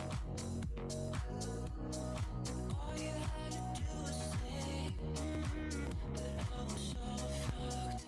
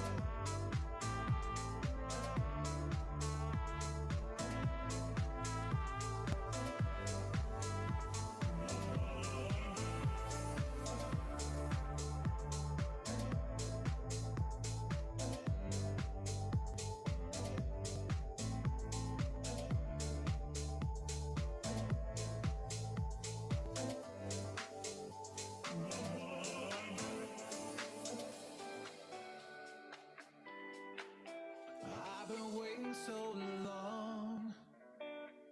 I never thought I'd see the sun again. I was living all wrong, and now it's finally coming to an end. day I'm with you is another day, and I can celebrate and feel alive. And every night I'm with you is another night where the darkness gets replaced with light. I can't get better than this. I got the world at my fingertips. I see the big picture in your smile. I can't get better than this. I'm so ready for this. I can see tomorrow in your eyes. Your eyes. Your eyes. See the big picture in your smile. Your smile. Your smile. I can see tomorrow in your eyes.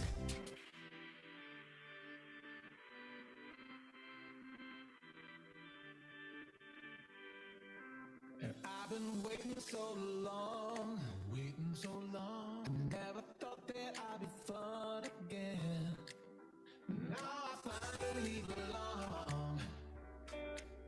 It feels so good not having to pretend. All my dreams are coming true. My dreams are coming true. All I care about is pleasing you, pleasing you. And I can see you feel the same. Let's spend some time together, start brand new. And every day I'm with you is another day, and I can celebrate and feel alive. Feel alive. And every night I'm with you is another night where the darkness gets replaced with light. I can't get better than this. The world at my fingertips. I see the big picture in your smile. I can't get better than this. I'm so ready for this. I can see tomorrow in your eyes. Every day I'm with you is another day, and I can celebrate and feel your smile. Every night I'm with you is another night where the darkness gets replaced with light.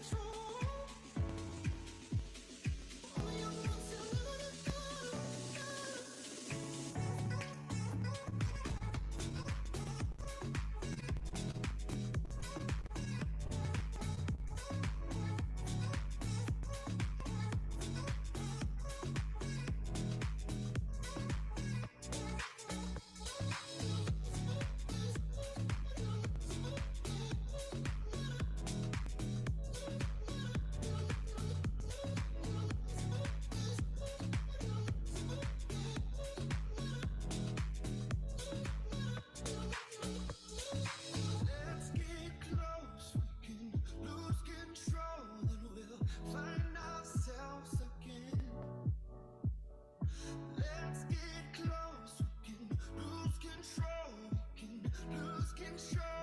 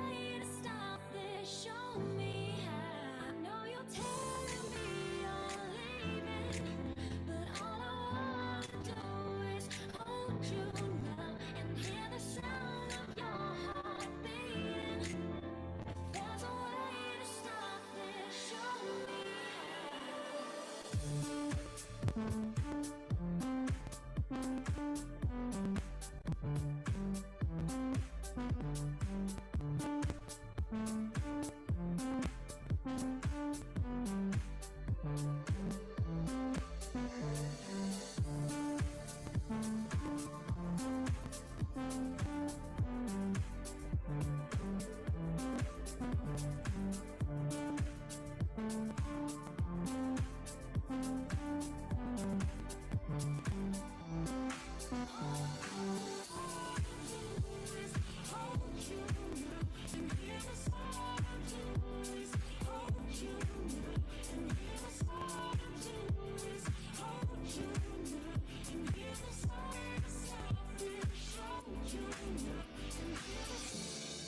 listening to Chill Your Mind Radio. I know you're telling me you're leaving, but all I wanna do is hold you now and hear the sound of your heart beating. If there's a way to stop this, show me how. All I do is hold you now and hear the sound do is hold you now and hear the sound do is hold you now and hear the sound stop it, show you.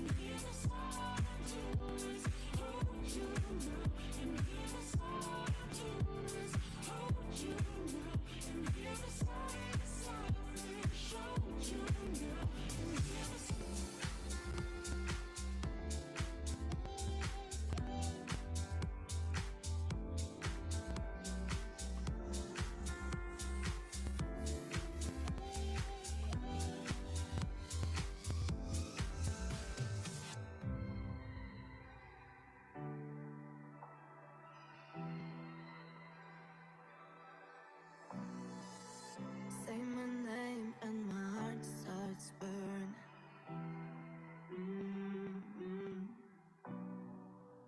Even if it broke 100 times. With that Coca-Cola Hennessy, I'm already fine. Just play your favorite song to me. I'm living a daydream, I'm not sleeping. As long as you're right here by my side. Even if I wake up, that won't change it. 'Cause I'm married to the summertime.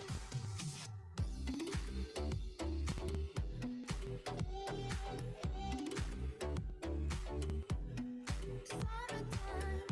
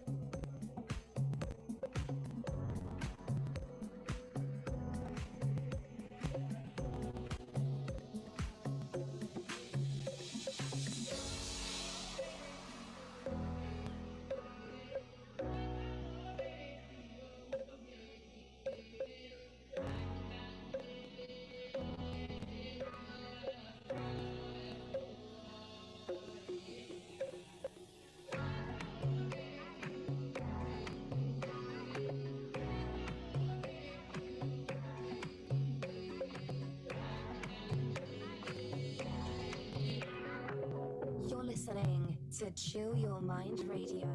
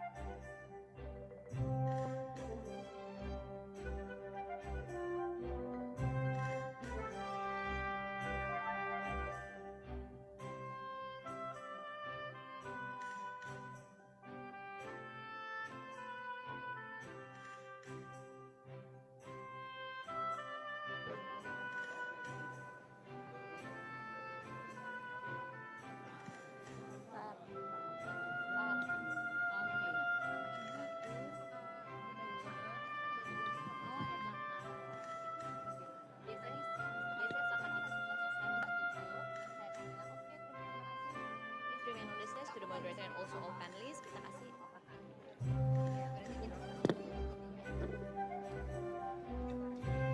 Ladies and gentlemen, good afternoon and welcome back to the Energy Transition Day here in the ballroom, and please be seated as we are preparing ourselves to continue to the afternoon session. Bapak dan Ibu dimohon untuk dapat bergabung bersama-sama di dalam ruangan dan kembali menempati tempat duduk yang telah disiapkan. Sesaat lagi kita akan melanjutkan dengan sesi siang hari ini.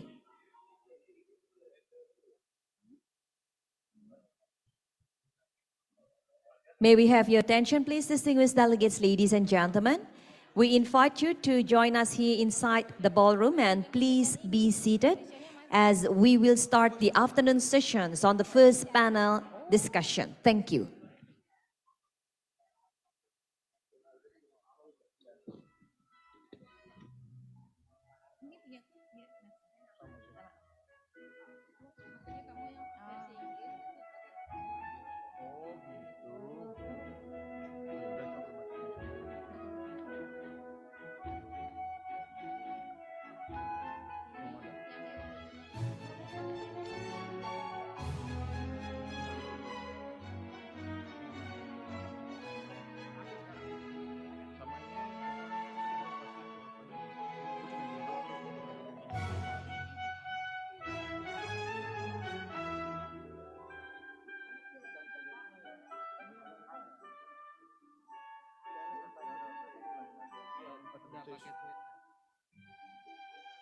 Bentar, aku baca di depan.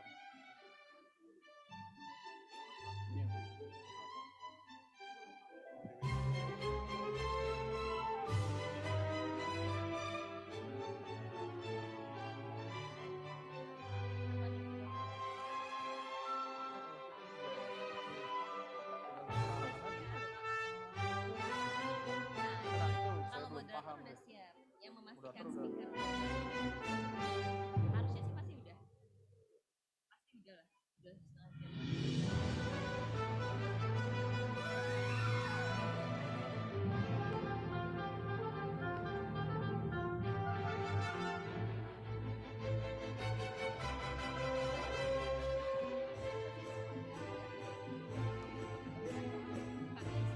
jam.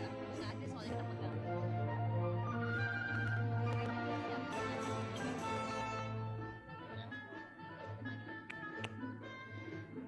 Distinguished delegates, ladies and gentlemen, once again we invite you to join us here inside the ballroom and please be seated. And please remain the cellular phone and also other communication devices still in the silent or vibrate mode during the proceedings of this event. Thank you.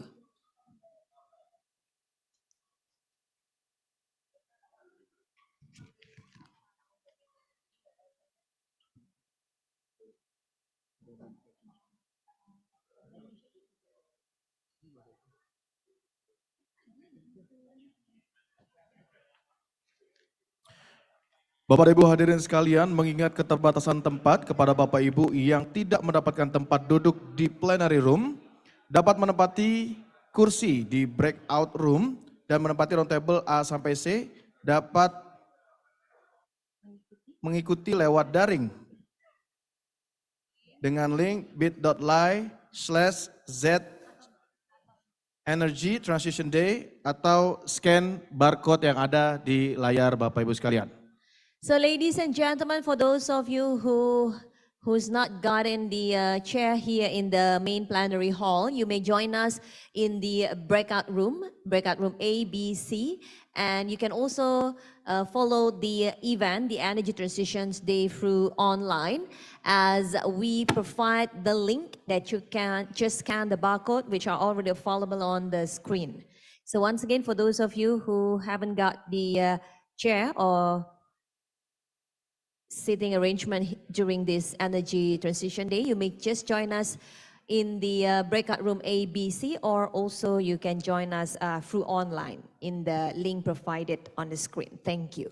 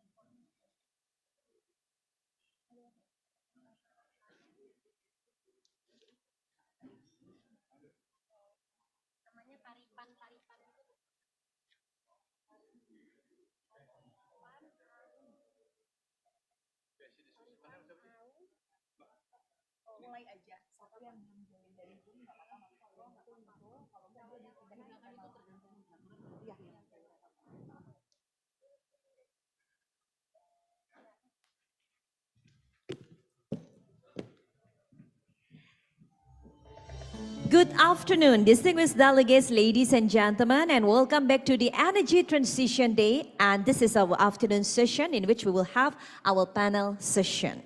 Yes, and at this panel discussion will be moderated by Vania Maulia, who was graduated from Electrical Engineering in Universitas Indonesia, then started her career in Schneider Electric Indonesia for 2 years. Then she continued her study in MBA in Institut Teknologi Bandung and MSc in Finance and Management in University of Glasgow, Scotland. Yes, so ladies and gentlemen, please also join us in giving a round of applause to welcome our moderator for this beautiful afternoon. Please welcome on the stage our beautiful moderator, Vania Maulia.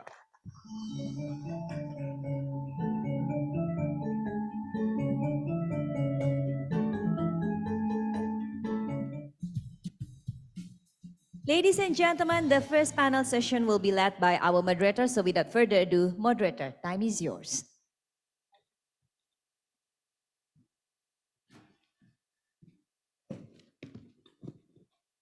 First of all, thank you so much for inviting me. Good morning and for all participants and all speakers. Today we will have 2 different panel discussion. And I would like to welcome all the speakers and participants for coming and join us today for Energy Transition Day and to discuss PLN plan and effort to achieve net zero by 2060. Okay, the first session will cover when will the coal plant early retirement be the right course of action. And the second session will cover the lesson learned on transitioning to renewables. The question and answer session will be at the end of panel discussion. I would like to remind participants, you may ask the question by scanning the QR code that are available on the tables. And also mention to whom the question is addressed on the question. If we still have a few minutes left by the end of the panel discussion, we will ask 1 or 2 questions for the speakers. We will begin to start the panel shortly, and I would like to invite the speakers to come on stage and join me. Please welcome our first speaker, Bapak Evi Haryadi as the Director of Transmission and System Planning. Please give applause to Bapak Evi Haryadi.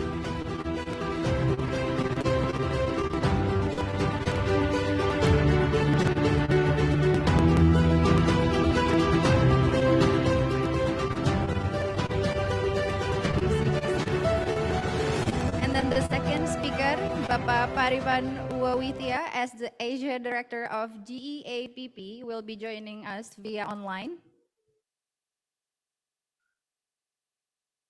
Please welcome Bapak Pariban Uwawitya. And then the third speaker will be Ibu Erika Hamdi from Energy Finance Analyst of IEEFA. Please give a pause to her.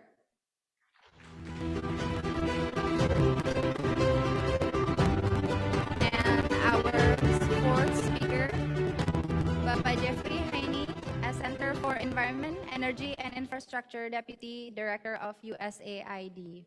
Please welcome Bapak.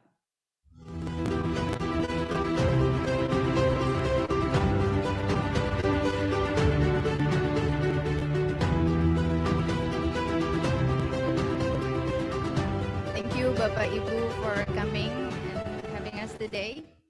So, as we all know that Indonesia has committed on the nationally determined contribution, or NDC, to the Paris Climate Agreement with current business as usual scenario, Indonesia will produce 928 million TCO2 in 2060, right? And to achieve net zero emission by 2060 will require various efforts on shifting to green energy. So both carbon neutral effort and future electricity supply require to prepare comprehensive efforts towards 2060. Like you have mentioned earlier at the beginning of this events, Bapak Evi Haryadi, as the Director of Transmission and System Planning. I will be asking about PLN's energy transition strategy and roadmap again. Okay, so what is PLN's strategy on achieving net zero emission by 2060? You can, elaborate more of what you have explained at the beginning. Thank you, Fania, for the question. You asked about how the PLN strategy on achieving the net zero emission in 2060. Right. As we know that this transition energy also involving about the competency and also the technology, especially the new technology that maybe PLN now don't have any enough competency. That's why when we try to achieve this net zero emission by 2060, we need also building the new competency, especially related with this. And also competency not just only in technology, but also in how we try to manage and how to operate the new technology. That's why one of concern of this is building the internal competency and also the internal knowledge about this technology. That's the first one. The second one is must be related with the supply side and also the demand side. How we manage the supply side, because now we are experiencing oversupply condition, as you know. And also in demand side, it must be there is some challenge related to the new demand. Mostly demand need renewables. Yeah, that's why now we build 4 strategy. The first strategy is how we make the basis of this internal competency and also how we manage the technology. The second one is the supply side. The supply side for the short term between 2021 and 2030. We have some initiation of initiative related to this. First, how we build the renewables. This include in RUPTLs. We include here around 29 gigawatt building the renewables there. And also there is some initiation related to the digitalization and also the coal plant retirement. And another initiative is related to biomass co-firing, energy efficiency, gas expansion, and also the clean coal. That for the short term. And for the long term, between 2021 and 2030 till 2060, because of we think that we need the new technology to improve and to manage how this net zero emission could be fulfilled, to be achieved, is we try now, start from now, we make some pilot project related to hydrogen and also ammonia co-firing. And also now we are starting have some collaboration about CCUS, as I have explained before in the start of this meeting, and also even the nuclear. We are thinking maybe in the future we will utilizing the nuclear power plant. And another is the supply side. The supply sets, now we are supporting the ecosystem of EV, solar rooftop, REC also, and also the emission of the trading scheme that we discussing now with some ministry. Yeah, maybe that's our strategy, the holistic strategy, how we try to achieve net zero emission in 2060. Okay, thank you for your answer. So I've heard that there will be coal-fired power plant early retirement opportunity, right? So can you tell me about it more? Like, what's the plan? How to do it? For coal retirement, yeah? Yes, for the Yeah, retirement. as you know that in coal retirement now we have around 30 gigawatt coal power plant, and it will be around 40 gigawatt by 2026 because still there is a coal power plant in the pipeline. And based on our discussion with the MMR, we try to build the roadmap, the roadmap together, how we do the coal retirement in the future. Now we have some agreement that we must do early retirement around 6.7 gigawatt. 3.2 is a natural retirement, and 3.5 is accelerated retirement by 2040. And also there is still around 35 gigawatt after 2040. We think that 16 gigawatt could be early retirement, accelerated early retirement too. And 19 gigawatt we can utilize the CCUS. We're still maintaining around 19 gigawatt with the CCUS. And then we can emit some emission in this coal power plant because we use the technology for this. Okay, so not entirely. Not entirely. Okay. Yeah, that we are thinking now because the problem is whether the CCUS in the future is comparatively economic. Yeah, it's also the problem for now. Yeah, because now the CCUS is still expensive. Yeah. But we are thinking maybe in the future this technology is will become cheaper and economic to be implemented. Okay, all right. So what would be the enabler to the early retirement of CFPP itself? Yeah, for enabling this net zero emission, as we know that some of coal power plant is not in is like a subsystem. It's technically it means if this is in the subsystem, we need before we retire this coal power plant in the subsystem. First, we need build some kind of another substitution. It's like a substation or maybe another renewable at that substation is the first one. The second one is some problem of the existing power plant is there is a supply chain. There is a supply chain. Let's say for the coal power plant, is there is supply chain start from the mining and also the transportation. It's like a fuel supply chains. It means that if we stop with retire this coal power plant, it means we stop the supply chain. It must be there is a just transition that we must thinking about this. That's the second one. The third one is related with about the technology now. It's still expensive if we talk about the base loader, because the coal power plant is a base loader. Maybe for the intermittency technology like solar and wind, now the cost is cheaper and cheaper by the year, but the problem is the storage is not so fast like solar and wind.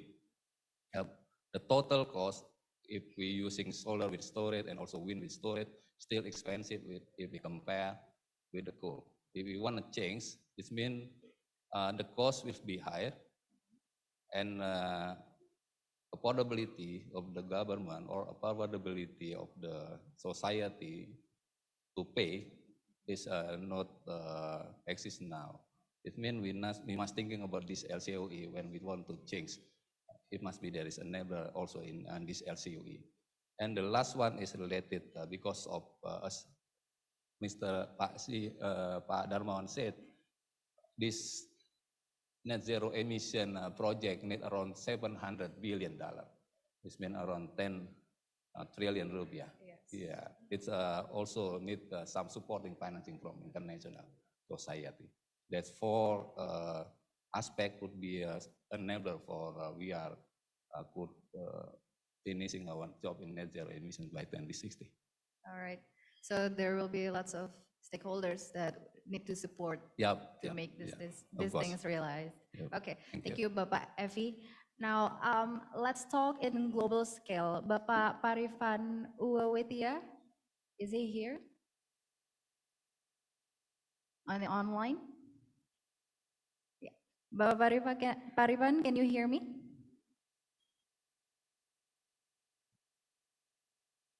Hello, Bapak Parifan. Hi. Okay, can you hear me Yes, clearly? yes. Thank you. Thank you.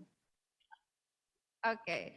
Baba, I'm going to ask you about the global initiatives on early retirement of coal-fired power plant.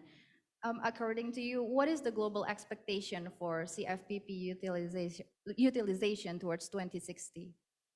So thank you for the opportunity, the invitation to join this meeting, and apologies I'm not able to join the meeting in person. So very much appreciate the host, the PLN, for extending this invite to me to join remotely from Bangkok. I think as to answer this question, I do wanted to say that as I am sort of working for the organization, the Global Energy Alliance for People and Planet, which was launched at COP26 last year. Our mandate is to accelerate energy transition and whereby creating positive impact on energy access, jobs, and carbon emission reduction. And certainly Indonesia is one of 12 key priority countries.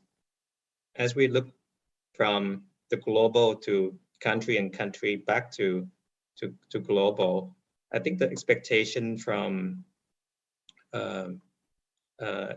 global institutions and other governments on CFPP towards 2060 is around sort of two areas, right? One is in which you cancel and stop the construction of new coal power plants that is in the pipeline. And the other area is how do you manage the decline in emission from existing assets, either by sort of lowering the utilization, keeping the asset as the backup generation, like in the case of Chile, and as well as decommissioning or repurposing the coal-fired power plants earlier than scheduled. So I think that's the main sort of global expectation on existing, cancel it and reduce or shut them down early. But importantly, also as well as, energy is not an infrastructure, it involves people. So there is high level expectation on what do you do about workforce and economies that sort of wrap around the coal value chains, from transportation of coal mineral resources all the way to operators and maintenance and staff operating coal-fired power plants. So there's global expectation to ensure that there is a just transition for coal workers and workforce that could be negatively impacted by the early shutdown or even from the transition from coal-fired power plants to renewables. And one approach that has been talked a lot about and that we're now beginning to see traction is to create a just transition program that we're seeing in South Africa. Many of you have heard about the $8.5 billion deal that was struck COP26 last year between the IPG and the international partnership groups and the South Africa government. Recently, they have approved an investment plan of the $8.5 billion to accelerate the country transition away from coal to clean energy. And details of this plan is going to be announced at COP this week or next week. But it's expected to not only use for repurposing or shutting down the coal plants, but also expanding the transmission networks or upgrading the transmission networks. But there's a special certainly interest on ensuring the social protection and retraining for workers who lose their jobs. So I think those are some of the initial thoughts and observations that we're beginning to see as a global expectation. All right, thank you so much, Bob, for your answer. Yeah, of course, we also have to think about what other workers have to do after the shifting happens, right? Okay, so which country has already committed to CFPP early retirement? And this could be as a lesson learned for Indonesia, and how will they implement it? I mean, there are sets of countries like the US and Germany that have already embarked on this journey. I think examples and case study on those countries can be looked at. But I would draw attention to countries like South Africa and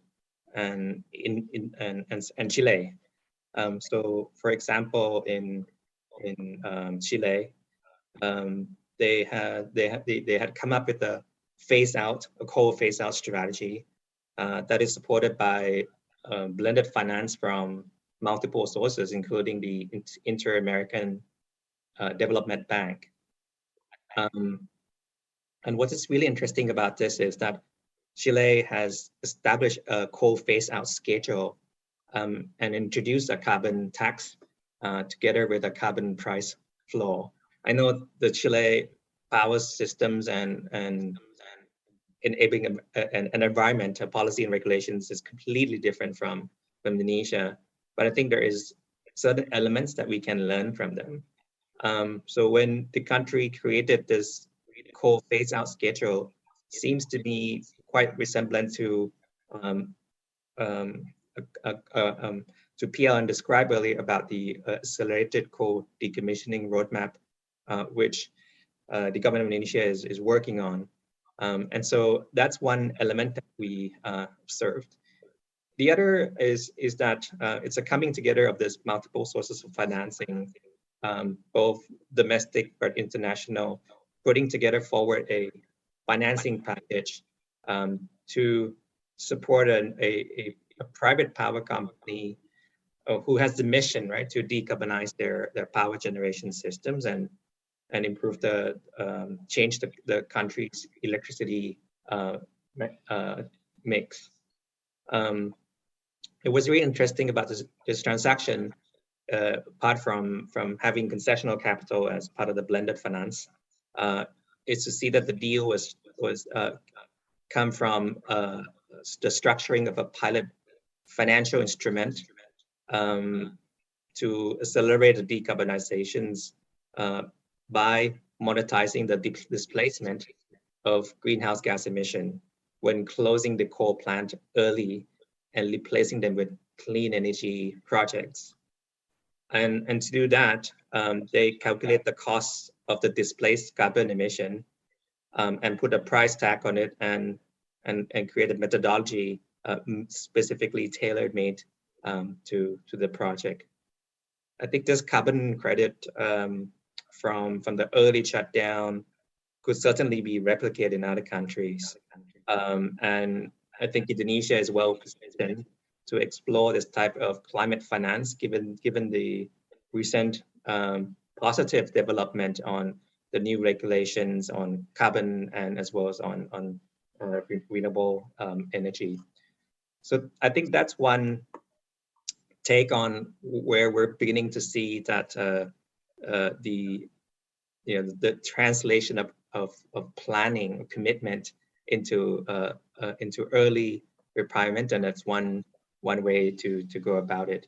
The other approach is to look at the the coal projects in the pipeline, and to really determine or identify the exact construction progress of those coal assets, especially ones that are making limited progress in the last few years, and begin to have conversation with coal IPPs on how about those projects could be phased out, given that they are in a very early stage of the project development cycle. And I think that's certainly in the area to explore. And I know that a couple of studies that are being supported to look into this type of opportunity. Thank you. All right. That's a really good idea. Okay, like giving tax for carbon tax, and also the financial gathering finance from it. And so last question: how CFPP early retirement be enforced globally? Well, I think the enforcement, I'm not sure where it's coming from and who can actually enforce it, right? It's partly going to be, if you look at sort of the problem right now on just sort of the amount of power generation overall. I mean, globally, the power generation itself is responsible for nearly half of the total carbon emission from fossil fuel burning alone. And coal accounts for nearly 3/4 of all emissions from power generation. I mean, the good news is that new coal projects is on the decline in most OECD countries. But data has also shown that even in developing countries, new coal projects are on the decline, excluding, I think, what the kind of the power and energy crisis that are ongoing right now as one of the factors. But coal is becoming increasingly seen as too expensive and dirty compared to renewables. So I think in terms of how we can enforce it globally, it can be enforced globally, but I think it needs to be country driven.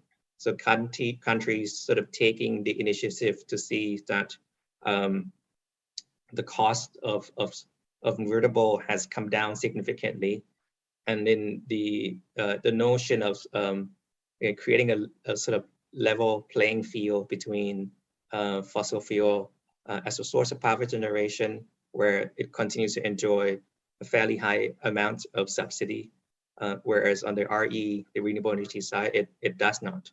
So how can countries, I think, create that space for new renewable energy projects to be easily developed and quickly developed based on incentives, financial and non-financial. So I think that's an important factor to consider. The other would be to really for global institutions to act on the commitment since that they made at COP26. Countries have pledged their commitment to support developing countries to transition away from coal.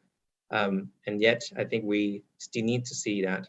And so very important that we continue to have dialogue with these institutions and governments and to get them to see the opportunity for supporting countries on the clean energy journey. So I would just highlight on those 2 points. And thank you. All right, thank you so much, Pak Bariwan, for your explanation. Okay, now let's talk about why the early retirement is needed. I'm gonna ask this question to Bu Elrika Hamdi first. So, why do you think that CFPP early retirement is needed, while the investment costs can be used to build the renewable first? Thank you. Thank you for the question, and thank you, PLN, for having me in this prestigious event. It is an honor to be sitting here with Pak Evi and Pak Jeff. First of all, I think I would like to congratulate and applaud PLN for showing your level of seriousness in stepping up with this whole energy transition. Allow me to share a few slides. Okay. Just a bit of introduction. Next, please. My name is Elrika Hamdi. I am with the AIFA, Institute for Energy Economics and Financial Analysis. For those who are not yet aware of what AIFA is, excuse me, can you please press next? So AIFA is a global think tank, a non-aligned global think tank that, with a local taste, we might say. We produce reports and analysis, and we cover issues on the nexus of energy transition, climate, and finance. Next. So before answering that question, I would like to draw the attention of these two slides. These are very simple slides, but this slide shows basically the changing landscape of energy system. The power and energy system is not as it used to be. It is no longer and will no longer be dependent on fossil fuel, and especially coal. On the right side, I would like to highlight the research that we did a year ago, where we found that almost 80% of Indonesia coal fleets were financed by three North Asian countries, which is Japan, China, and Korea. And this will soon change because these three countries, the major financiers of coal-fired plants, have committed themselves to no longer invest in coal-fired power plants abroad. So we're seeing a global energy revolution that is happening at a rate faster than predicted. Next. So these are the key steps to financing Indonesia's energy transition. I call it as the POPA, the process, which would include one, prepare, which is it is important to have a well-prepared, well-designed policy framework. We all know this. And where new incentives, proper planning, education, and governance is intact. The second one is optimize. So probably this is for you, PFE. It's really imminent to optimize your power system and for PLN to build consensus in the planning and its capacity, because system resilience is now the key. System resilience to support the best and most cost-effective renewables. Reliability, on the other hand, will be defined very differently to what it is today. It will be, instead of being, the reliability part will no longer be defined as base load supply following demand growth, but it will instead be flexible demand following supply in a resilient system. And the third one is the pilot, which we all know that ETM is a first step, is an important step. And hopefully this will become something else. We will see, we will need to see a lot more on the green industrial estates. We will need to see developments on floating solar, offshore wind, rooftop solar, e-mobilities, new energy storage. All of these are, what do we need this for is basically to align and to build confidence with the investors and the lenders. There we see many flavors of investment and finance, but for the long term and dedicated clean energy players, they will only come when the market and policy drivers are in place and that there is an adequate level of transparency and governance. If this process are done correctly, I hope what we can see is the price on the right side, which is clean air, blue sky, like what we have today in Bali. It's rarely we have that in Jakarta, of course, we all know that. And of course, clean and healthy ocean, because we need that. All right, thank you for your answer. And from your point of view, what if the coal plant will be needed again as the optionality in the future? Is it possible that this event might happen in the future? It is possible. If so, can you please go to the next slide? So the early retirement mechanism is something that I see as a pilot, and it's a very, very strong pilot and that ETM is a toolbox that can be used in many ways, but we have to understand that this is not a guaranteed recipe for a successful or scalable transactions. Performance matters. Our watch list will include, whether PLN will be able to phase out uneconomic coal units to improve efficiency. This will create space and cost-effective renewables and storage solutions, but also to get that confidence from the investor side, you will need to deliver on data transparency and analytics. You would probably have to open up some of your data, Pak. I know it will not be easy for PLN, but this is needed to build that confidence level. And second one, improving system resiliency to reduce repayment risk. What I mean here is that if we have a resilient grid, if we have a resilient system that could integrate storage and manage variability in the future when a more intermittent renewables penetrated into the grid, that means it is less curtailment risk. And whenever it's less curtailment risk, that means it's less repayment risk for the lenders. So we have seen this in the case of probably Vietnam or India. Sorry,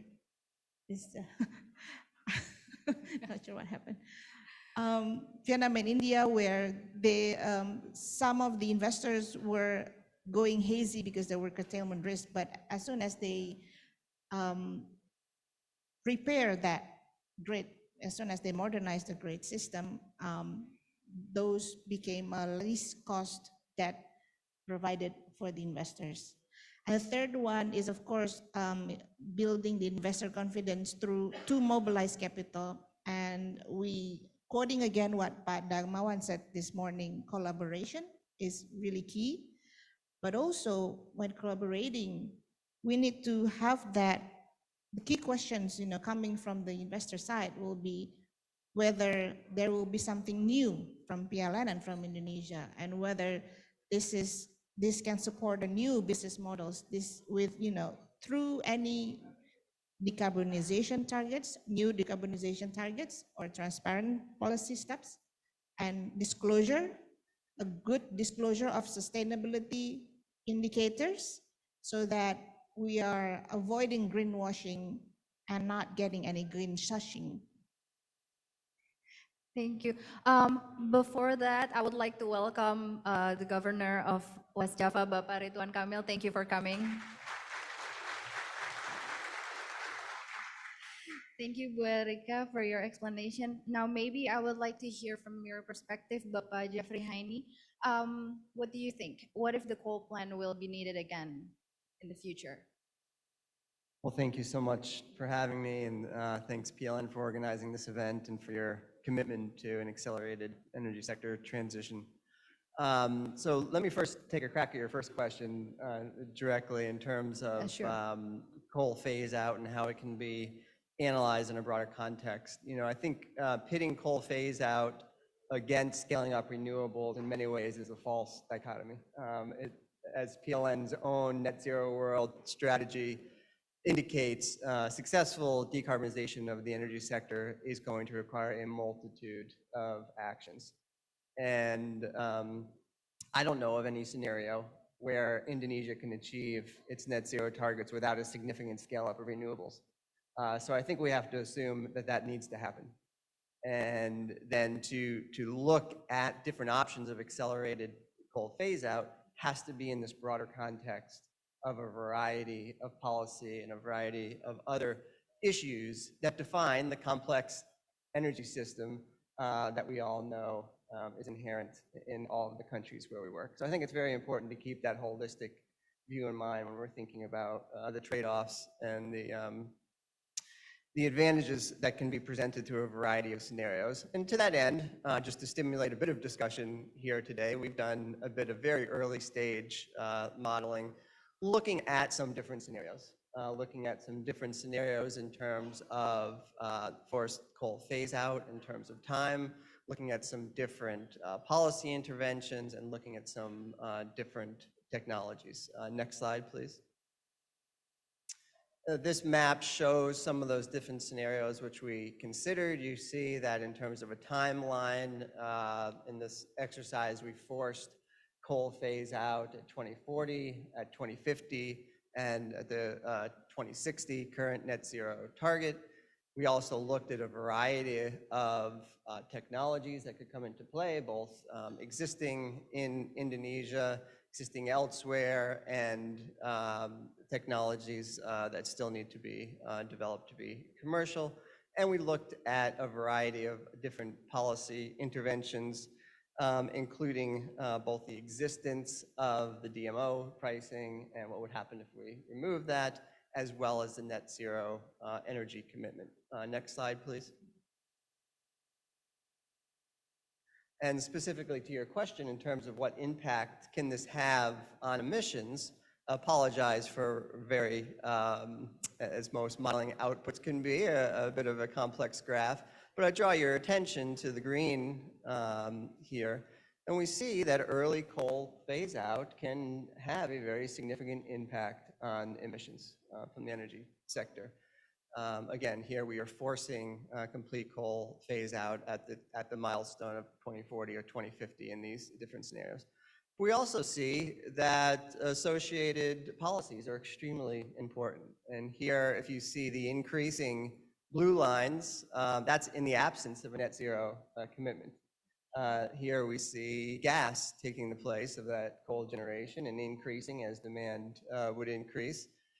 Therefore eroding many of those emissions gains which we might achieve. So it's very important, again, to think of accelerated coal phase out in the broader context of the net zero commitment for Indonesia. And again, here we can see the impact of the DMO pricing cap as well, artificially suppressing the accelerated deployment of renewables in the short term under these scenarios. So I think this in a very concrete way as we try to sift through what the right mix of solutions is, where the financing can come from, helps to continue to do this analytical work to inform that discussion. And finally, on the last slide, it is very important to realize that we are in a financially constrained scenario, whether we're talking about the international donor community or whether we're talking about PLN, Ministry of Finance. Next slide, please. So it is important to acknowledge that accelerated timelines for achieving net zero or accelerated coal phase out timelines do come with a cost. And that's very clearly demonstrated here. And I think the key discussions that we need to have are what are those models where we can concurrently achieve, as you mentioned, the accelerated build out of renewables and have capital available to accelerate the phase out of coal. So those are some of the issues I think are important to consider. To your specific question about the resource coming back online, I mean, I can speak from the international development community to say very specifically that the co-financing that will be provided will be explicitly need to ensure that that does not happen. But if we look, again, not necessarily just from an Indonesia context, but globally, we do see some other pathways for the coal assets to evolve. Of course, in the US, and USAID has a pilot in India helping with advanced cycling of the existing coal fleet to help them manage a higher penetration of renewables. We heard from PLN earlier about fuel switching, hydrogen, ammonia. I think we've got some projects underway in the US looking at these facilities to provide grid services such as inertia, or we, of course, could have scenarios with carbon capture technology. So there are intermediate paths, just to be realistic, that we're seeing emerge around the globe for economically productive uses of these assets in alternative manners from their existing use. Thank you. Now, you have said that if we accelerate the early retirement of CFPP, it will be very costly, right? So what is the difference if we let the CFPP itself retire naturally? Well, again, this is just our initial estimate, but if you look at that last slide, if we can project that again.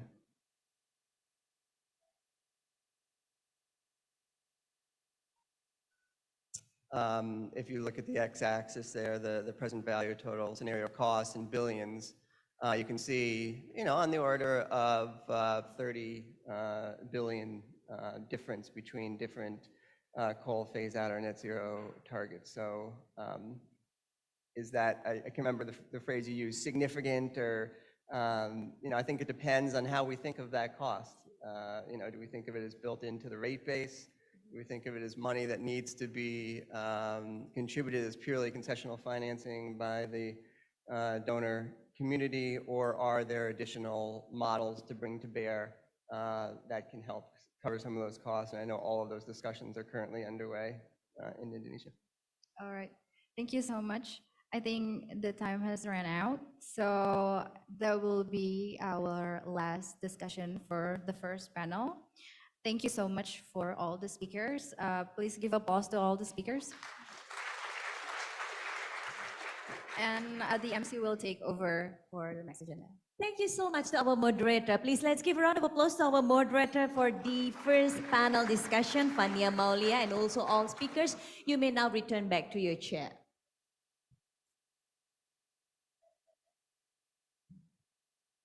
Thank you so much. Thank you so much once again for such an insightful session.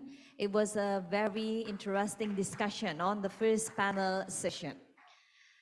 Well, ladies and gentlemen, that was the first panel session. And before we adjourn to the second panel session, we would like to kindly inform you that on the top of the integrated net zero roadmap, Indonesia has the opportunity to accelerate energy transitions with the support from other countries. Several stakeholders are keen to be involved in Indonesia energy transition initiatives, and other than as external funding source, international organizations are also beneficial to share their knowledge regarding net zero effort from other countries and how Indonesia can be a leading country for a net zero transition. And what is also important is in the transition, we have to make sure that the transition itself will be delivered in a just principles.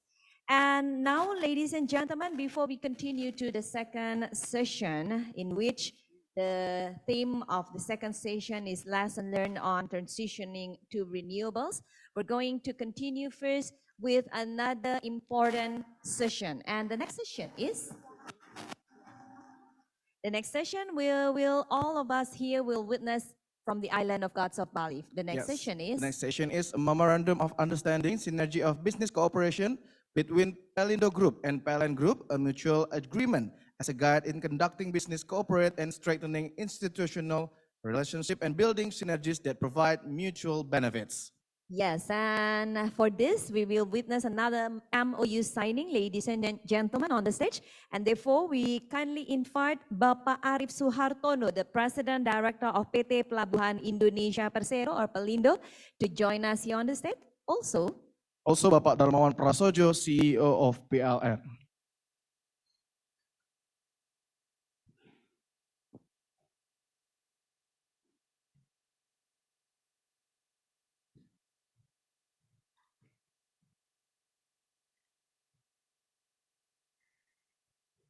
Bapak Darmawan Prasojo, as the CEO of PLN, will now do the signing of the MOU, and then after that followed by Bapak Arif Suhartono, the President Director of PT Pelabuhan Indonesia Persero.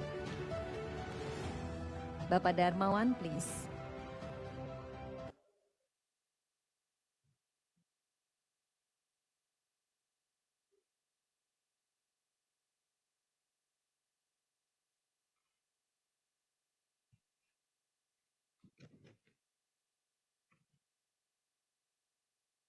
Let's have a photo session.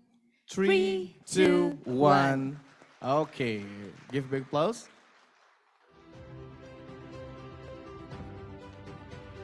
Thank you, Bapak Arif Suhartono. Bapak Darmawan, please remain on the stage, Pak Darmawan, as we will now continue to the next signing procession. Ladies and gentlemen, a mutual agreement electricity supply among PT PLN Persero and also the West Java government will be marked by the signing of the MOU. So we have the corporations of electricity supply from the final waste management and process site regional of Legok Nangka, and therefore we would like to invite the the Governor of West Java, Bapak Ridwan Kamil, to join us here on the stage for the signing of the MOU.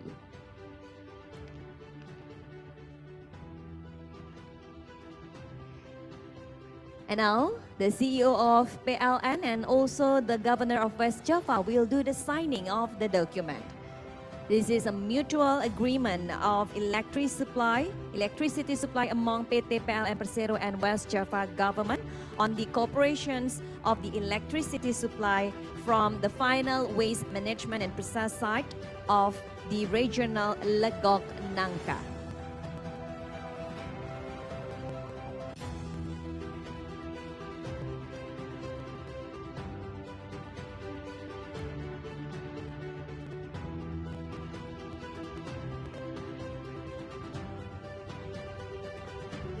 And now for a photo session, ladies and gentlemen, please join us by giving a round of applause for this signing of the mutual agreement. It will be a mutually beneficial cooperation among us. Thank you so much to Bapak Darmawan Prasojo, CEO of PLN, and now to the Governor of West Java will deliver his opening speech and warm welcome. Bapak Ridwan Kamil, please.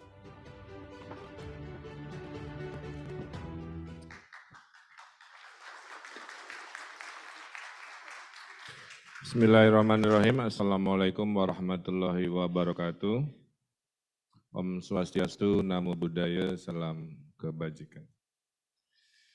Excellency Mr. Darmawan Prasojo, as a CEO of PLN, with all the board of the directors, and also Mr. Arif Suhartono, my dear friend, the CEO of PT Pelindo.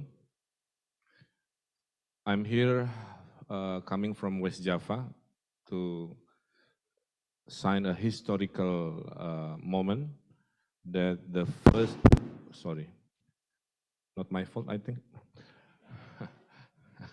that our first large-scale waste-to-energy come to an agreement with PLN, tepuk tangan,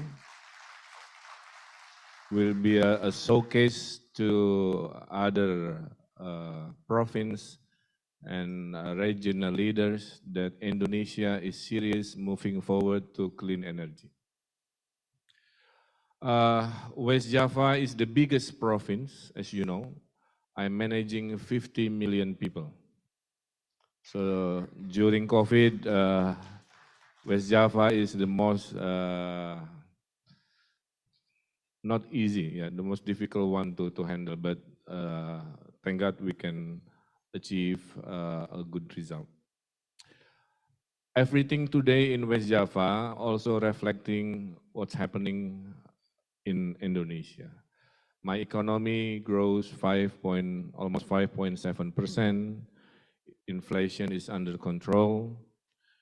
5 years in a row, West Java is the #1 investment destination in Indonesia.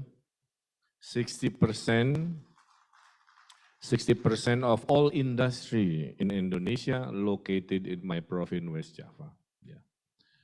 So during COVID, I started to reroute, recalibrate what is the post-COVID economy. Yeah. So we came up with 7 strategies, a new direction. #1, we want to be not only the #1 investment destination in Indonesia, we want to be also #1 destination for investment in ASEAN. So that's my next level goal. Second, we have what we call a healthcare economy. From COVID, we learned we need to strengthen and build many healthcare infrastructures. #3 is food security. Yeah. In the future, food security will create a political crisis, but we are blessed with so many fertile land, especially in West Java. Research as top 10 most fertile land in the world because million years ago we had so many active volcanoes. #4, manufacturing 4.0. #5, digital economy. Not only in urban, but we also doing in rural, we call it digital village. We feed the fish using IoT with mobile phone now. We feed chicken, we water the plant also. It's already moving to digital. Number 6 is regional tourism. So we share with Bali. Bali will focus on international. West Java busy with regional, 40 million tourists a year. Nah, and number 7 is what I are doing today. Number 7, West Java will focus on green economy. Yeah. So we already on construction building the biggest solar panel farming floating on the water with Mubadala from Abu Dhabi, Masdar, yeah. Also with PLN, everything energy will end to PLN eventually. So I made a governor instruction to install all the factories in West Java to be installed by solar panel also. Yeah.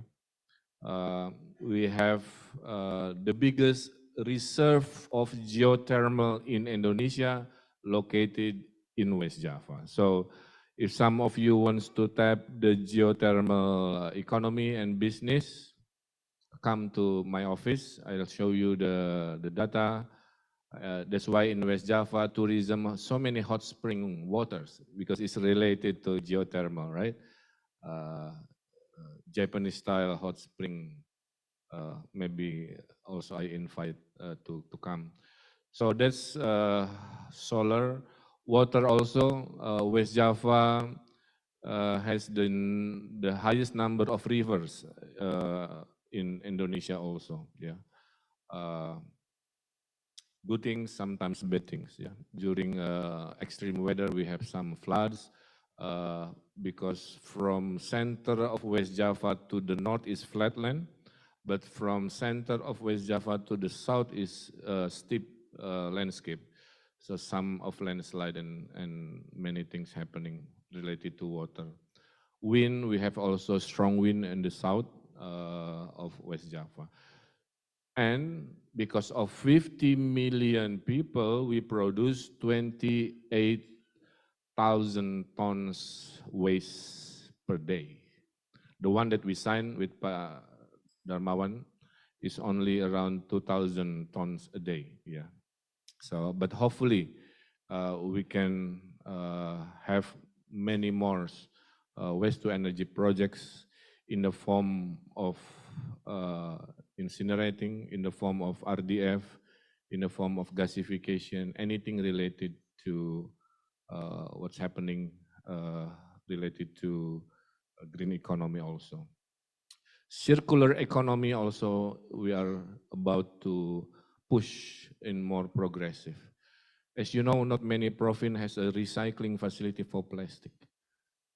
Only West Java has the full-scale plastic recycling facility. So mineral water bottle recycle back to with a PET type back to mineral bottle that you drink. And because Bali doesn't have this facility, so every week they transport the plastic waste from the ocean of Bali to my province. Yeah. Hopefully, I ask any business, please open the similar facilities also in Bali. Okay. Because we were labeled the second biggest polluters in the world after China. So we are hoping by creating this, we can solve also the waste problem along the ocean. Because the waste on the ocean is global problem. What's happened in the Kuta beach, the plastic might end up somewhere in Australia, somewhere in Pacific, so it's our concern. Last point I want to make is myself is a product of democracy. I was an architect before I became a mayor, now governor. So Indonesia blessed with very peaceful democracy transitions, yeah. And because of all this economy, I think next week we start the G20 presidency. Indonesian economy is number 16 from the G20 elite group. Growth is good, inflation is good. So they say next year will be recession. But after I check my data, my health, my province health of economy, we should be doing okay next year. Indonesia should be doing okay. Tepuk tangan untuk Indonesia. Yeah. Some say we will become the outliers. Yeah, it's a bit anomaly, but that's how it is. So I'm very proud to be the governor of the biggest province of Indonesia. We are part of the future response for green economy. The signing ceremony proved this our commitment, and we are hoping now number 16, 2045 to 2050, when the net zero might happen, Indonesian economy predicted could be number 4, biggest economy. So don't miss the train for all investors. Come to Indonesia, come to West Java. Why we always number 1 in West Java?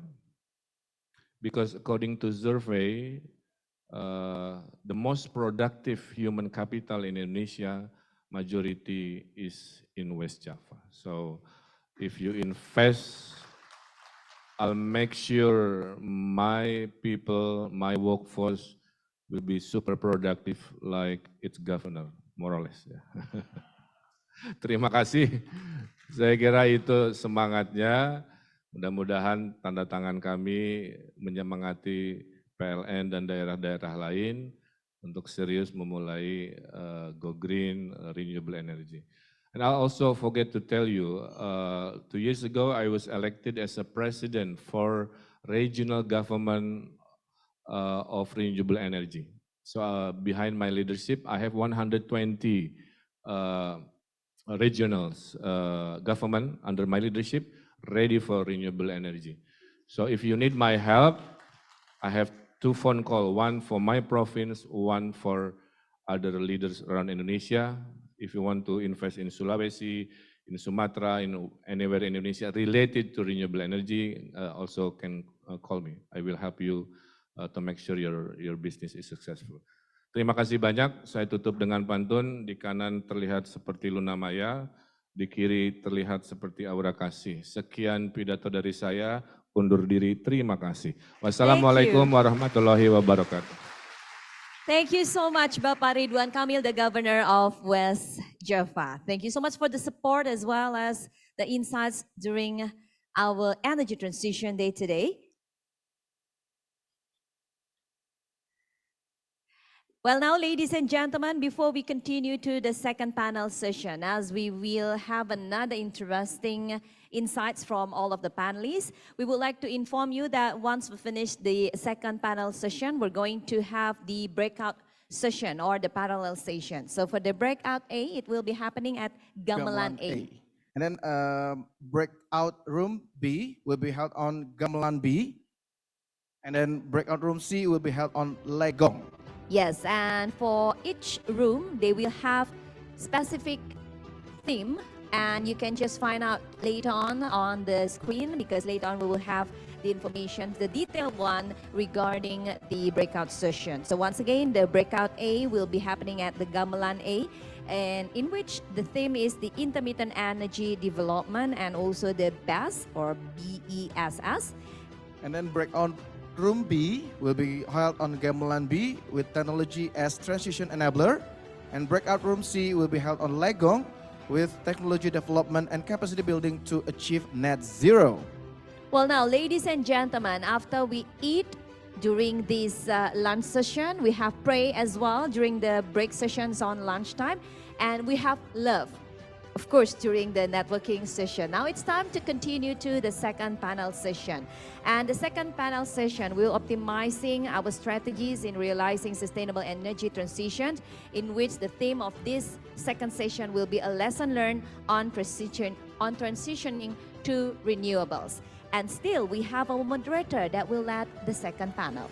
Please welcome Fania Maulia. Yes, once again on the stage, the moderator. Please give a round of applause for her.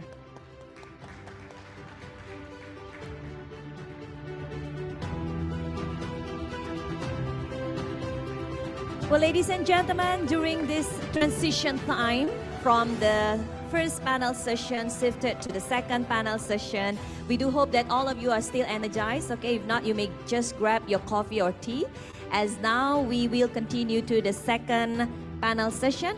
However, before we continue and start the second panel session, once again, we would like to express our gratitude and say a big appreciation as well as thank you so much to the Governor of West Java, Bapak Ridwan Kamil. Let's give a round of applause for Bapak Ridwan Kamil, as now the Governor of West Java will continue to his next agenda. Thank you so much, Bapak, for joining us. Thank you so much once again for the support. And we are ready for another collaborations with the government of West Java. And yes, now let's go back to the stage, as we already have our moderator here that is very ready to lead the second session. So without further ado, moderator, time is yours. Thank you, MC, for your time.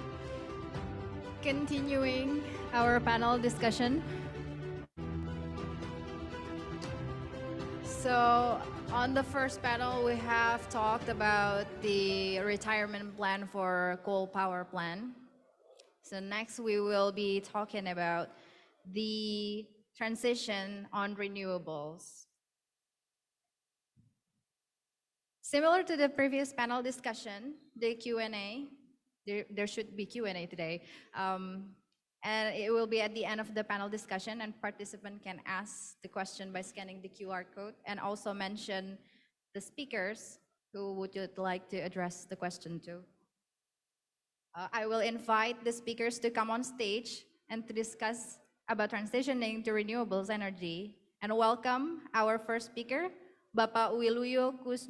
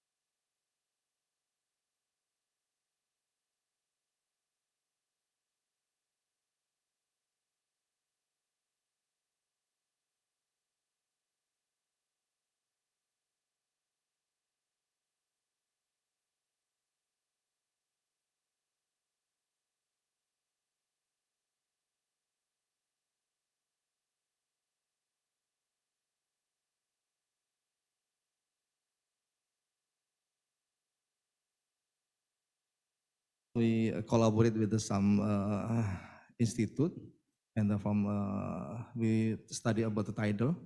We study about how to accelerate the progress of a program called the digitalization for the remote area. We try to combine it with the diesel power plant with the renewable energy such as photovoltaics. We combine, so the technology should be look the geographical condition, I think. Thank you. So it's again depends on the needs on the several region in Indonesia. Thank you, Baba, for answering my question. Now, as Pawalu, you have mentioned that there are lots of stakeholders that must play in PLN strategy. So on national scale, Bapak Hendrais Wahyudi, how will the government support PLN's net zero emission efforts towards 2060? Thank you. Basically, funding and ease of permitting are some of the key towards successful energy transition. We have two aspects. The first is development of new and renewable energy. Indonesia already set an energy transition roadmap to achieve carbon neutral, and the roadmap is aiming to have about 708 gigawatt of new renewable energy in the energy mix to meet the growing demand in 2060. How about the government support? We have 4 aspects to encourage successful of energy transition. The first one is formulation of policies to support the development of new renewable energy, and second, providing, facilitating financing scheme option for early retirement, and then providing fiscal and non-fiscal incentive. And ease of licensing and giving priority to the renewable energy development. How about the policies? We have presidential regulation number 112 in the year of 2022 for accelerating the development of renewable energy to electric power supply. And then how about the financing scheme option? We have 4 options for financing scheme to early retirement. The first is energy transition mechanism. The first, the ETM itself consists of 2 schemes. The first, the carbon reduction facility scheme. And then the second one, the clean energy facility scheme. Also, we have a write-off, accelerated depreciation, spin-off with green financing, and IPP refinancing.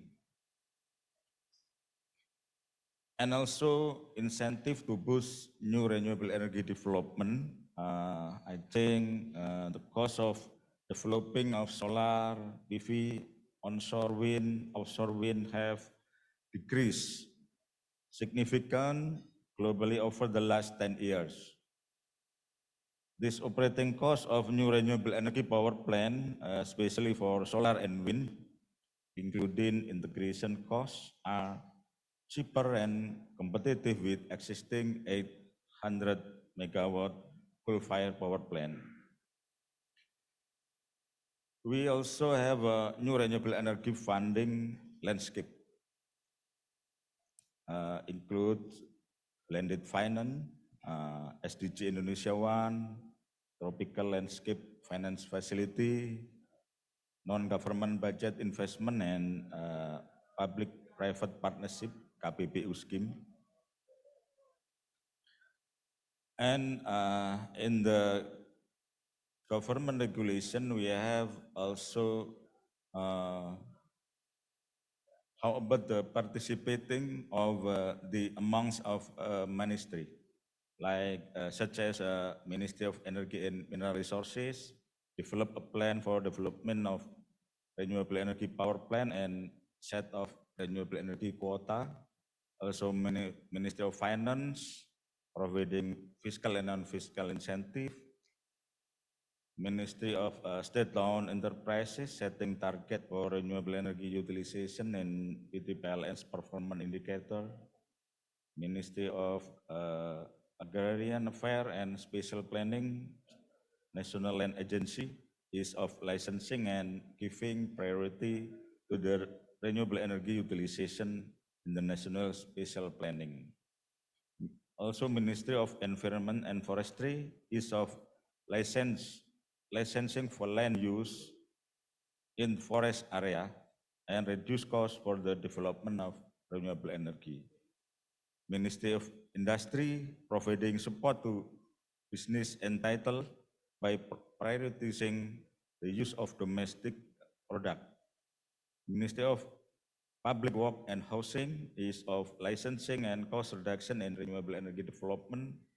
Ministry of Home Affairs, local government, to formulating of policies in support development of renewable energy, also is of licensing, incentive, land and building tax relief, guarantee of land availability for the development of renewable energy power plant. Also, Ministry of Investment, ensuring the ease of issuing permit in the development of new renewable energy at central and regional level, also coordinating Ministry for Maritime Affairs and Investment. I think this support for the among of ministries and support to net zero emission. So it seems the government really supporting this shifting energy shifting, right? So you have mentioned lots of support that the government could give to PLN for shifting the energy. What is the current issue then? Is there any challenges for PLN to realization this renewable energy in Indonesia?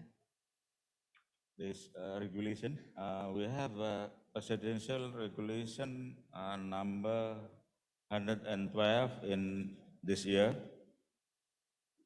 I think this goal is the first one is increase investment in the renewable energy sector, accelerate renewable energy mix target, reducing the current account deficit, and reducing greenhouse gas emission. We have some of substances, the price, we have like the benchmark of pricing for staging without escalation and with location factor. Also the deal price for peaker hydro, biofuel power plant and ocean. Also we have how about the procurement mechanism? We have the direct appointment and direct selection. Also, how about the energy transition? Yeah. And the final is how about the compensation?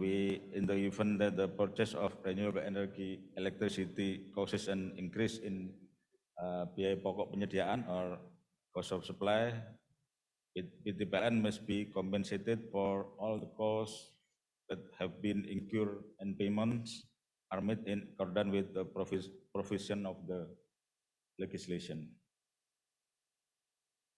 And currently we also still discuss to finalize with the Parliament, House of Representatives, to new renewable energy law for the energy transition as a comprehensive regulation to create a sustainable and fair climate for new renewable energy development. We have how about the energy transition roadmap, NRE sources, how about the new energy, spatial or nuclear, how about business permit, research and development, also pricing, incentive, how about the funding, local content, authorities, guidance and supervision, public participation, and also we still discuss the new mechanism to for wheeling and transmission infrastructure, also energy conservation. Thank you, Bapak Hendra, for the answer. I think PLN could hopefully realize this transition. There are lots of support from the government itself. So my next question will be for Mr. Gu Yun Chung from Green Power. Could you share with us major success stories of energy transition in several regions that could also be applied in developing countries, could probably adopt it for Indonesia itself? Sure, thank you. Salam sejahtera. Yes. Thank you. Give applause. And thank you for PLN and the organizers for inviting us. My name is Gu-yoon Chung. I am Korean, but I don't work for a Korean company. My company, NL, is a multinational power utility, some of you may know, based in Europe. And I've been working for NL for 15 years, starting in the United States, and then in our headquarters in Italy, and now I'm based in Singapore, and I'm responsible for business development for the Asia-Pacific region. To be very brief, I'm very encouraged by the ambition and the goals that I've heard the past 2 days from PLN about decarbonization and about phase out of coal. And I guess the most valuable thing I can do is to tell you that it is happening, and we can provide the proof that this is not just a hope or an aspiration, but it is reality. And I hope that our experience can give more confidence to PLN and to Indonesia that this is possible. So maybe we can, I prepared a couple of slides, and I wanted to walk you through our experience on this decarbonization path. And as we wait for the presentation to come, I can tell you, for example, we have already decommissioned almost 20 gigawatts of our fossil fuel generation. We have completely phased out coal in one of our key markets, which is Chile, which was mentioned in the previous panel. And we are on track to fully decarbonize, actually to phase out our coal generation by 2027. It's only 4 or 5 years away. And we have also recently announced that we will be phasing out our gas generation as well by 2040. And it will not only be on the generation of our CCGTs, as well as our oil generation fleet, but also gas retail in general. So by 2040, we will be fully decarbonized as a business. Now, these are just some numbers to show how we are in the energy marketplace. We are one of the leaders in different metrics, whether it's on the distribution lines, whether it's on the installed capacity of renewables, and in terms of our retail. Can we go to the next slide? I want to go very quickly. This is just another way for us to show where we are in the green energy transition. I will move on.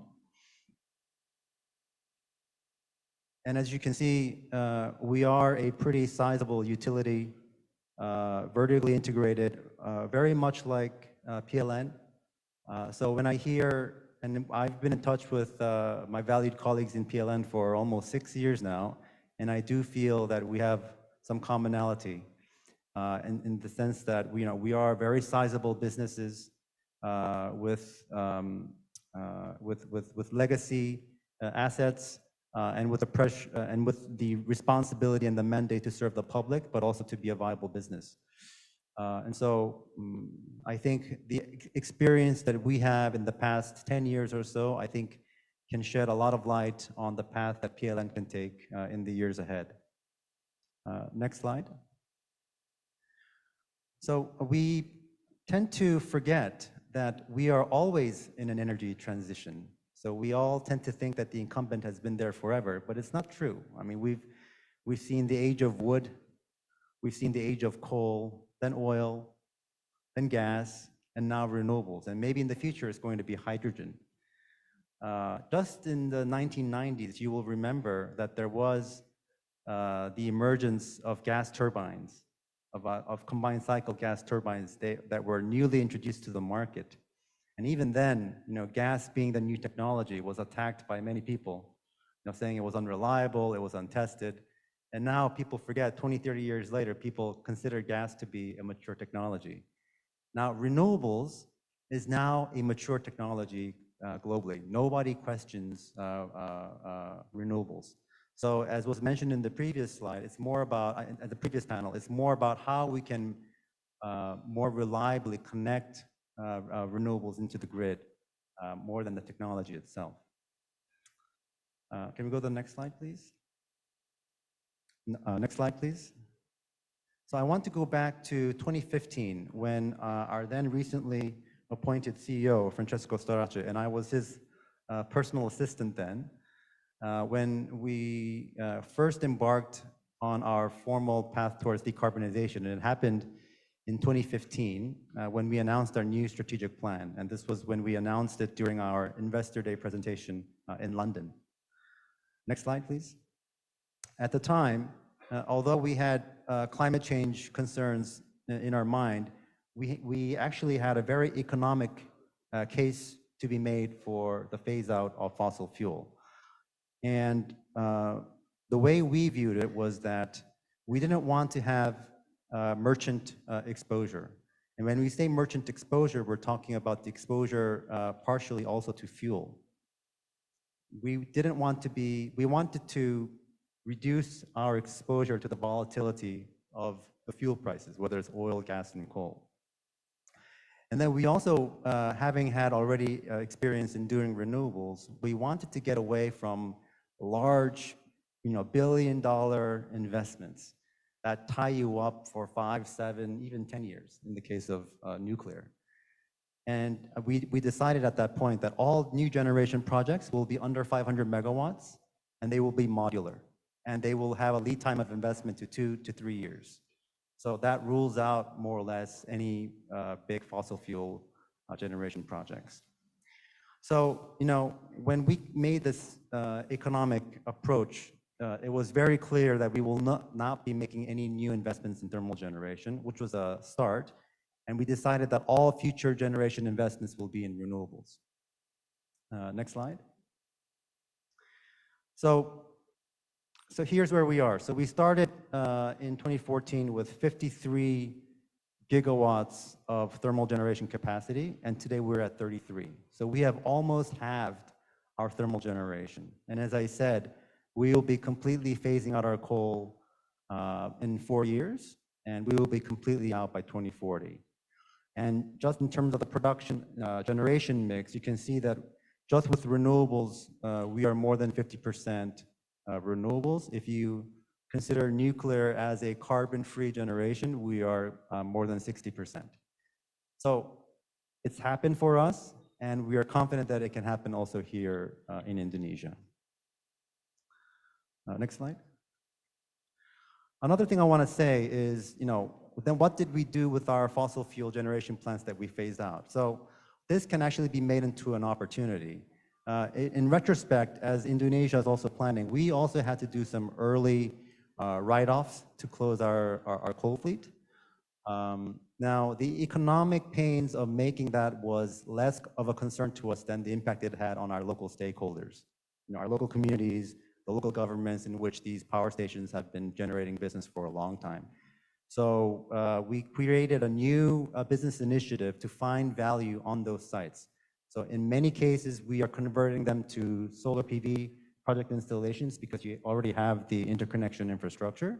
And in many cases, we've also repurposed them to retail sites, or even to, for example, art museums. So this requalification of existing power stations was another business initiative that we did to soften the blow. Next slide. I think we're almost there. Yeah, so I mentioned this to you before. So, we are on track to be fully decarbonized by 2040, and I'm very confident that PLN can do the same. Thank you so much for your sharing. So it is possible. It is possible for PLN make sure that shifting to renewable energy soon. And so the next question, what is the current trend in technology for energy transition? I think if I had to sum it up in one word in the energy industry, it's electrification. So we are seeing that electrification is a trend, and you cannot achieve decarbonization without, in our opinion, a full electrification of our energy use, including transportation. So, I mean, everybody knows about electric vehicles, but I'm also talking about, domestic cooking, heating, water heating, all of these things, at least in the markets that we operate, is possible. Now, electrification, I would say, has three components. One is this decarbonization, that is, so if you electrify and if you also decarbonize by doing renewables and phasing out fossil fuels, then by definition, you are really meeting your decarbonization goals. But the second issue is it also provides values to our retail customers. Now, in Europe and in many of our markets in North America and Latin America, where we have a competitive, liberalized retail market, we are able to show the savings coming from electrification in terms of reduced electricity bills.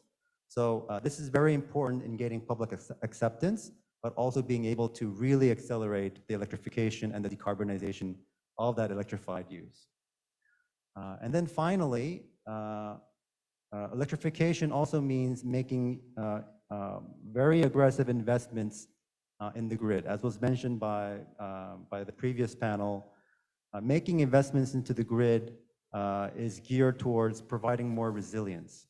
And there's a hardware component and a software component. You need to make reinforcements that allows flexibility by digitalizing and making the grid more amenable to intermittent resources, which, by the way, has been demonstrated in a lot of the mature markets. But it also involves a software portion of coming up with regulations that can enable that flexibility. And so I think electrification has to be coupled with investments into the grid, both on the hardware and the software side. All right, so electrification and grid, that's the key. So how can renewable be more affordable to developing country? So I and Enel Green Power have opened our markets in India, Australia, and now in Korea and in Vietnam. I think what's important is that you have to create a marketplace. You have to create scale, and you have to create conditions for competitive financing. And it doesn't happen overnight, but you have to create that investment climate for independent power producers or generators in general to come in and start building power plants at scale. And once you start bringing in those projects and you start having suppliers come in, that's when prices come down. So I think it doesn't happen overnight, but if I had to sum it up, you have to create the marketplace. Yeah, it has to be step by step, right? Okay, thank you so much, Mr. Guyun Chung. Now, Bapak Adam Adiwinata from IRENA. Hello, Bapak Adam. Are you here with us? Hello? On the Zoom? Hello, can you hear me? Yeah, we can hear you clearly. Hello, Pak Adam. Hello.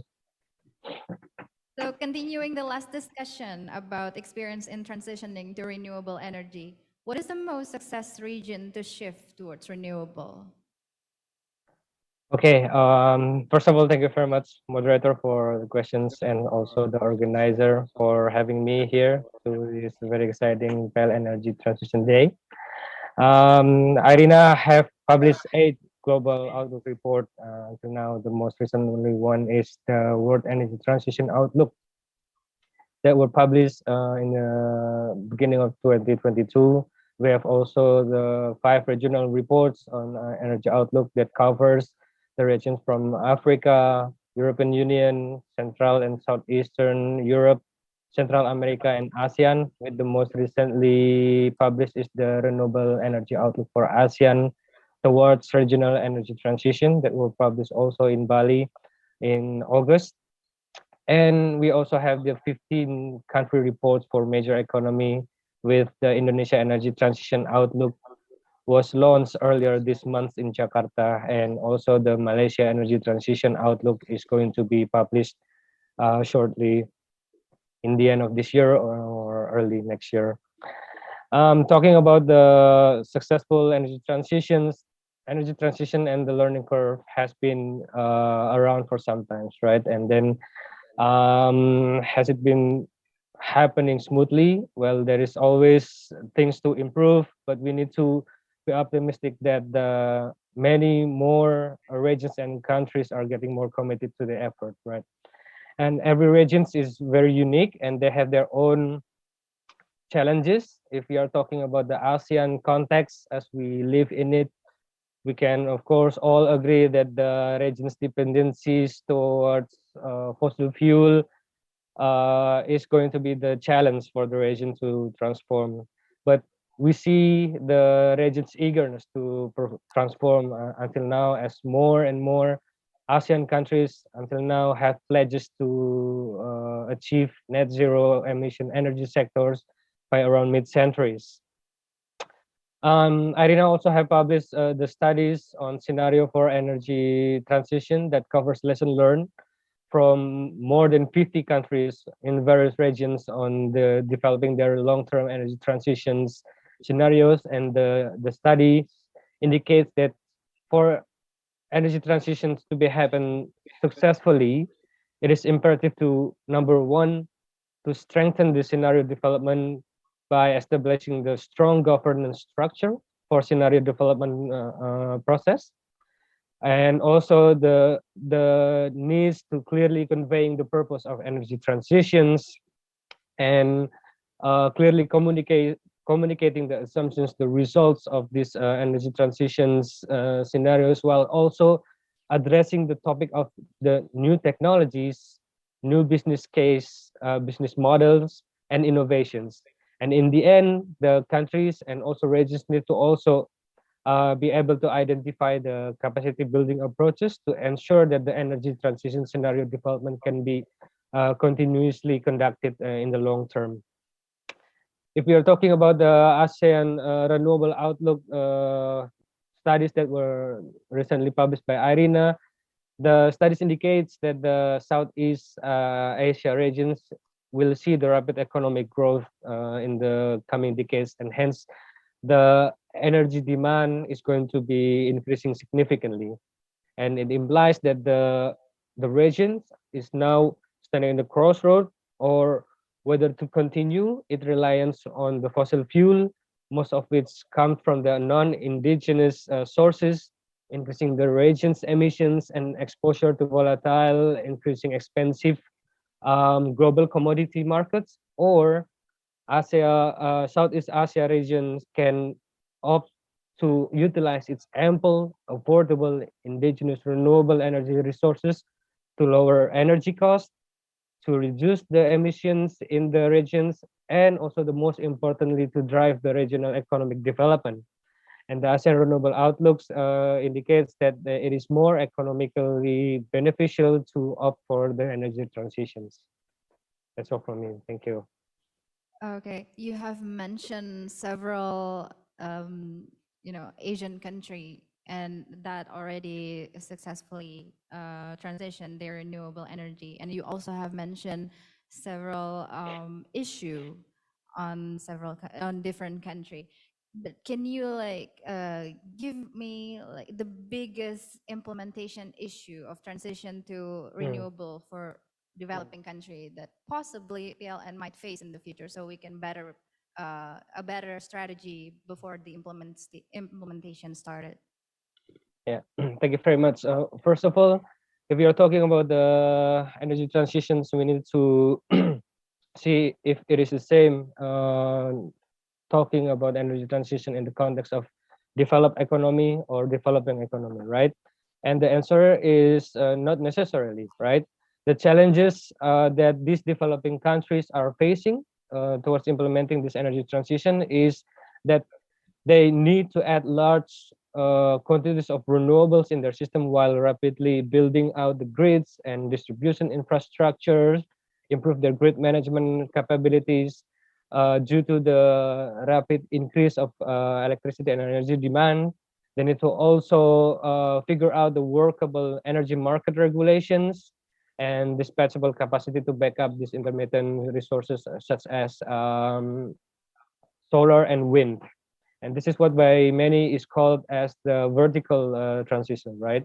But for the developed countries, this is quite different. It's, that these countries come already from the robust economies, mature grid and market infrastructures, ample generating capacities to meet the demand, which is relatively remain constant, relatively remain stable in the near future.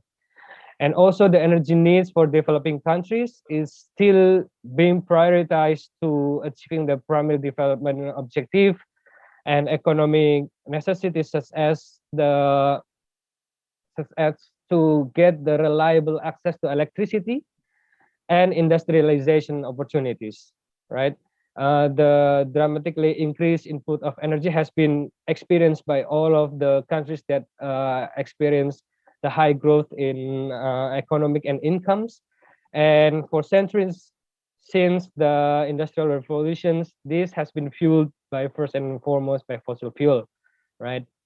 And talking about the energy transition, the world cannot address these collective challenges if these developing countries are left behind and their economic ambition, their basic economic ambitions are not realized, right? There is a need to rethink on how to develop development and the capacity building assistance needs to be framed for these developing countries so that they are not left behind in these energy transition efforts.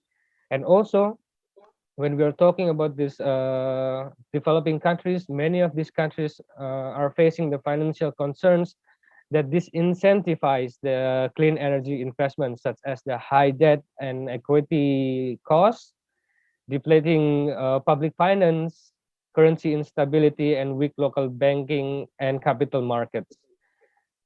In the Indonesia Energy Transition Outlook, it is showed that the significant scale up in energy investment in Indonesia is required to 2050 with up to 2.4 trillion US dollars in cumulative investment needed across the energy system from generations to energy efficiency and enabling infrastructure. Developing countries needs this financial and technical support from the advanced economies and the multilateral institutional to have any chance to be able to transition towards renewable as soon as possible. Without the support and the collaboration for this advanced economy, the developing countries will be slow. We think that they will be slow to shift towards the clean energy sources and will continue to prioritize fossil fuel. Okay, thank you so much, Baba, for sharing. There are lots of things that we needed to think of course, before the implementation, lots of strategy for the finance and then the people, the technical. And lastly, we will discuss about battery technology. I'm gonna call Bapak Ali Izzadin Najafabadi from Bloomberg. Bapak Ali Izzadi, are you here with us? Can you hear me? Good afternoon, ladies and gentlemen. Thank you very much for the kind opportunity. Good afternoon, Bapak. As more countries are now aiming for net zero in the near future, battery technology as the key part of the energy transition has become more popular and the demand are potentially growing. So how will the battery industry answer the future demand? Thank you very much. So that question may take us many hours to discuss, but if I may, I will attempt to very briefly give you a summary answer.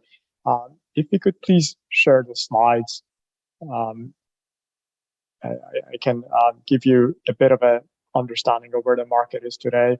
So thanks again for the kind opportunity to present to you today. Congratulations to PLN on very impressive measures for decarbonization. I represent Bloomberg NEF. We conduct research around the energy transition, around the various aspects of the transition. For the topic that we're discussing on batteries, I thought I'll start by showing you the next slide, which gives you a picture of how we have seen the technology choices for stationary energy storage change over time. If you could please have the next slide, please. Thank you. What this slide is showing you is globally, when we look at utility scale energy storage technologies, what technologies have been deployed over the last decade. You can see in the earlier years, there's more colors. So along with lithium-ion batteries, there were other technologies such as compressed air energy storage. But as the years go by, you can see that that light blue portion, which represents lithium-ion batteries, has been growing substantially. So right now in the market, when we're deploying stationary energy storage, 99% of the time we're using lithium-ion batteries. Now the reason for that is on the next slide. If we look at demand growth for lithium-ion batteries, you can see that as the passenger EV market scaled up, the overall size of the lithium-ion battery industry substantially grew. So now we're looking at a very, very large annual demand from electric vehicles for lithium-ion batteries. The impact of this is that that growth in scale is subsidizing the cost down for lithium-ion batteries for other applications such as stationary energy storage. Next slide, please. And that growth is set to continue. If we look at today around EV adoption in segments such as two-wheelers and three-wheelers, as well as municipal buses, we already see over 40% of share of sales being electric vehicles powered by lithium-ion batteries. In the passenger vehicle segment, that share is still lower than 10%, but it's growing rapidly, and then commercial vehicles are just getting started. Next slide, please. The growth in EV market is set to continue. One, because of supportive policies, initially through subsidies, but increasingly through regulations. So many countries around the world have adopted fuel economy standards or tailpipe emission standards or zero emission vehicle mandates that are requiring EVs. There are also policies such as what we've seen in Indonesia, where state-owned companies have committed to procuring more electric vehicles. Next slide, please. As we have seen more policies in favor of EVs, both through subsidies and regulations, manufacturers have responded by offering different models at different price points. As that choice for consumers, both private consumers as well as business consumers, has increased, we have seen adoption increase as well. Next slide, please. Longer term, of course, the most important critical factor is economics. And already over the last decade, we've seen a significant reduction in the price of lithium-ion batteries as a result of this scale up in demand. Next slide, please. Every year, we survey lithium-ion battery manufacturers as well as automakers and traders, and we calculate what the volume-weighted average price of lithium-ion battery packs is. Globally, last year, that number was around $130 per kilowatt hour, a 90% reduction compared to back in 2010. Next slide, please. Of course, by application, that price is different. So for example, in stationary energy storage applications, because the volume of demand is limited, the number is a little bit higher.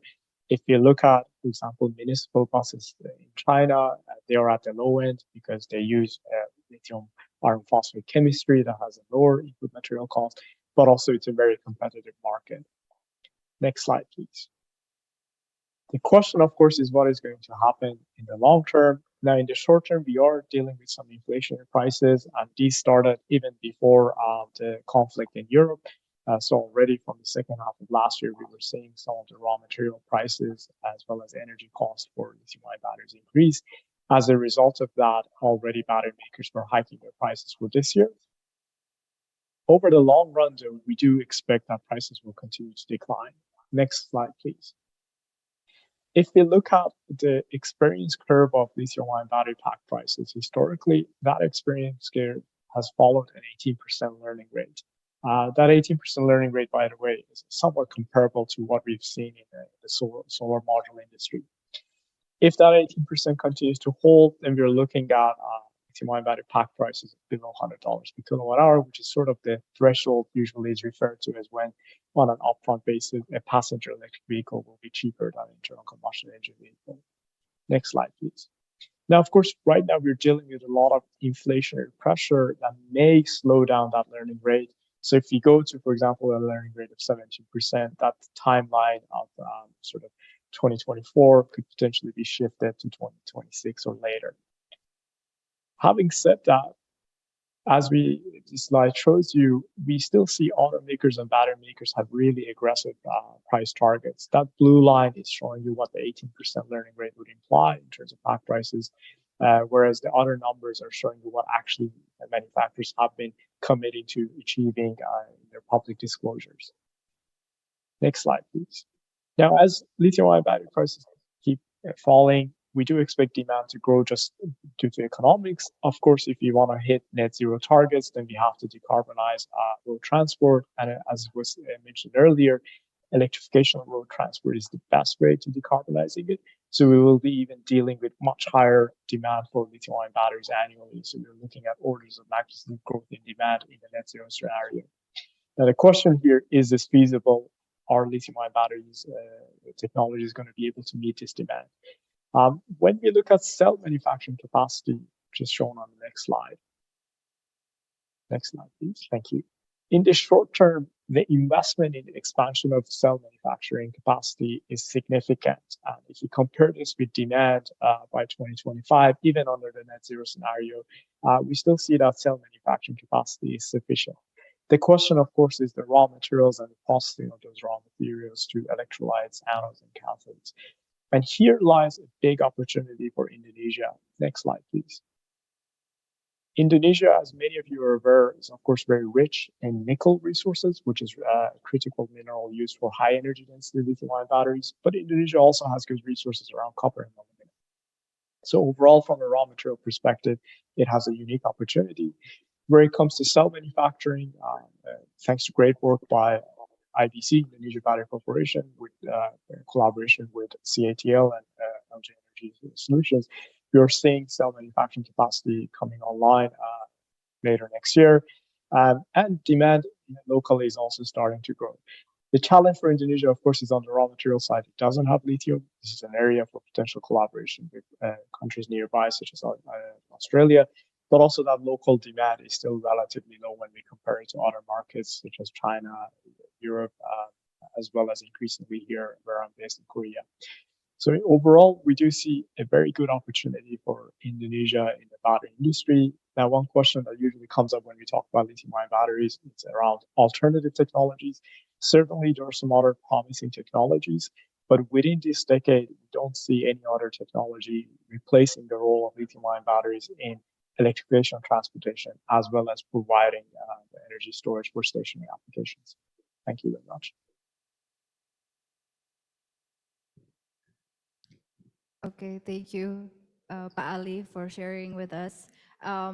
My next question will be, what is the main issue and future solution for battery storage in implementation? And could you also tell us the success story of a country that used battery technology early? So if I may answer your question in the context of stationary applications, so for example, co-locating batteries with large-scale renewable power or putting them at consumer sites or for a commercial industrial use, or even behind a meter for residential applications. In all those cases, when it comes to technologies, lithium-ion batteries have already reached the maturity. And in some markets, such as California, as well as Australia, and increasingly Japan and Philippines, where they can be economically used for these applications. Where it comes for renewable integration, this very much, as was mentioned earlier, depends on the market structure. So in developing economies, India is a really good example. India is running 24/7 clean power auctions, where developers are looking at a combination of solar, wind, and energy storage to bid into those auctions. Because it's an auction, it's a competitive mechanism, and it has been a very good way of reducing the cost and making it economic.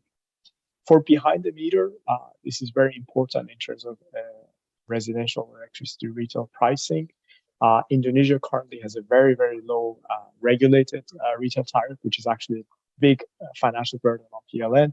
If you look at next door in Philippines, Philippines has very, very high electricity retail prices, and already we are seeing many consumers looking at using behind the meter energy storage coupled with rooftop solar to be able to economically reduce the burden of the retail prices, electricity retail prices on their income. Okay, thank you so much, Ali.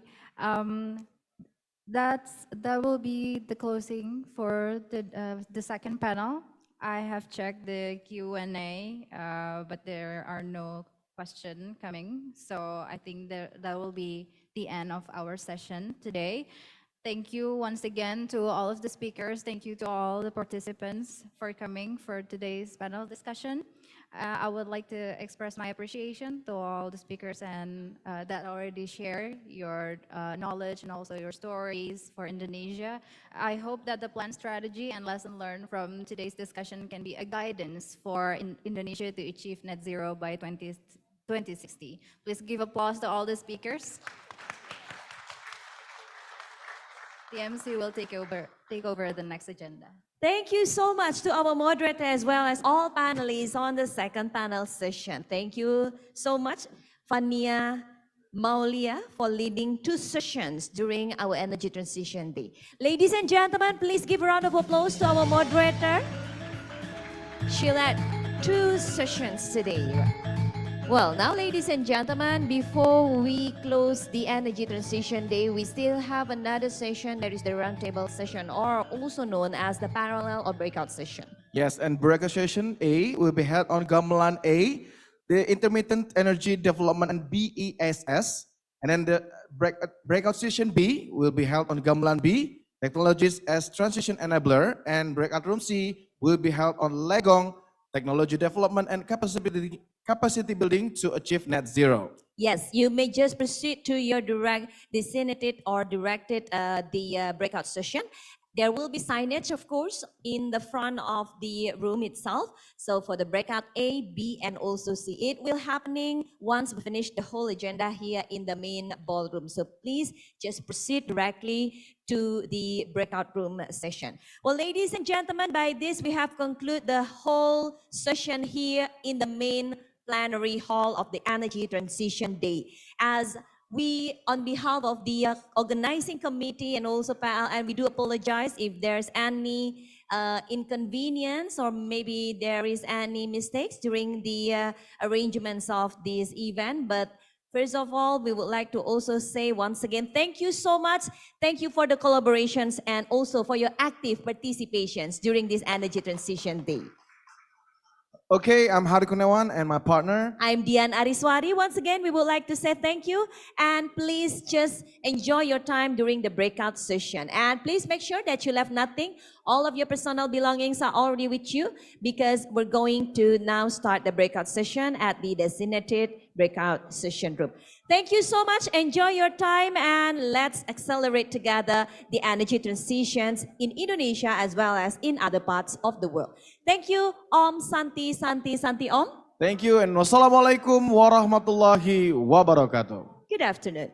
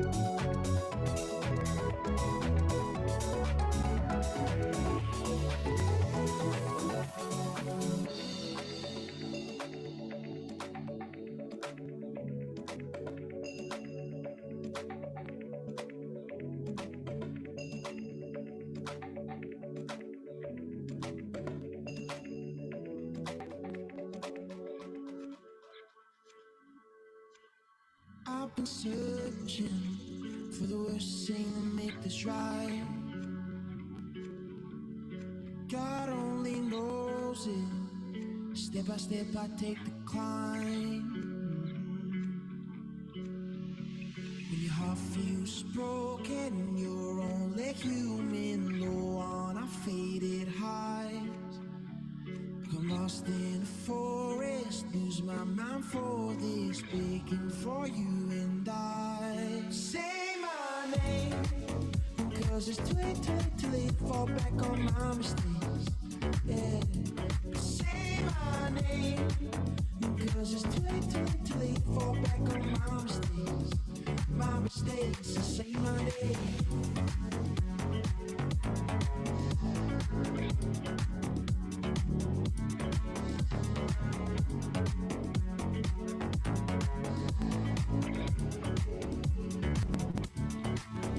Tired of waiting, I've said sorry so many times, and I've caught myself failing in every way that you can find. Yeah.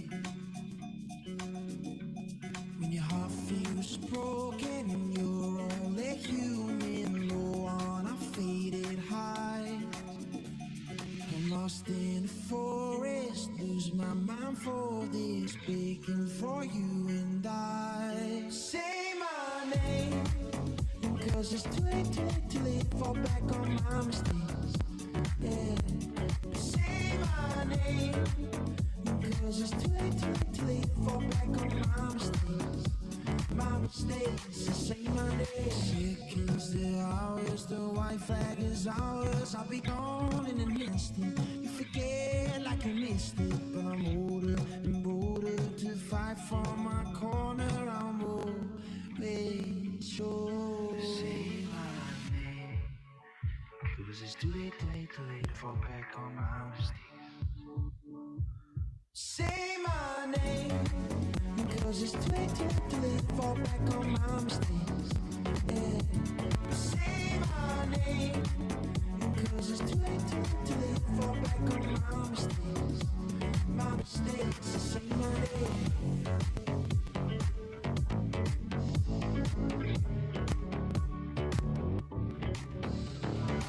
I can't get enough of this drug that they call love. I need you came from above, your wings wider than a dove. I need you, I need you. Won't you take me home? Give me wings to fly. We can be alone in the castle in the sky. We can run away and leave this world behind. Please just take me home to a castle in the sky. Castle in the sky.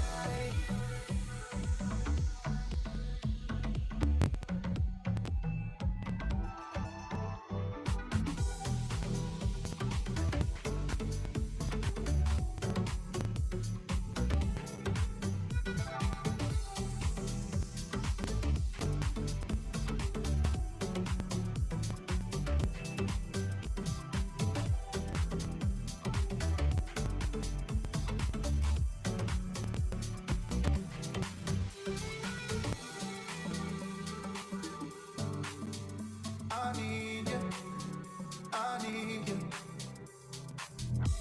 I can wait another minute, I can wait another second to be with you for an eternity. I feel like I am in a dream. Every moment that I spend with you, with you. Won't you take me home?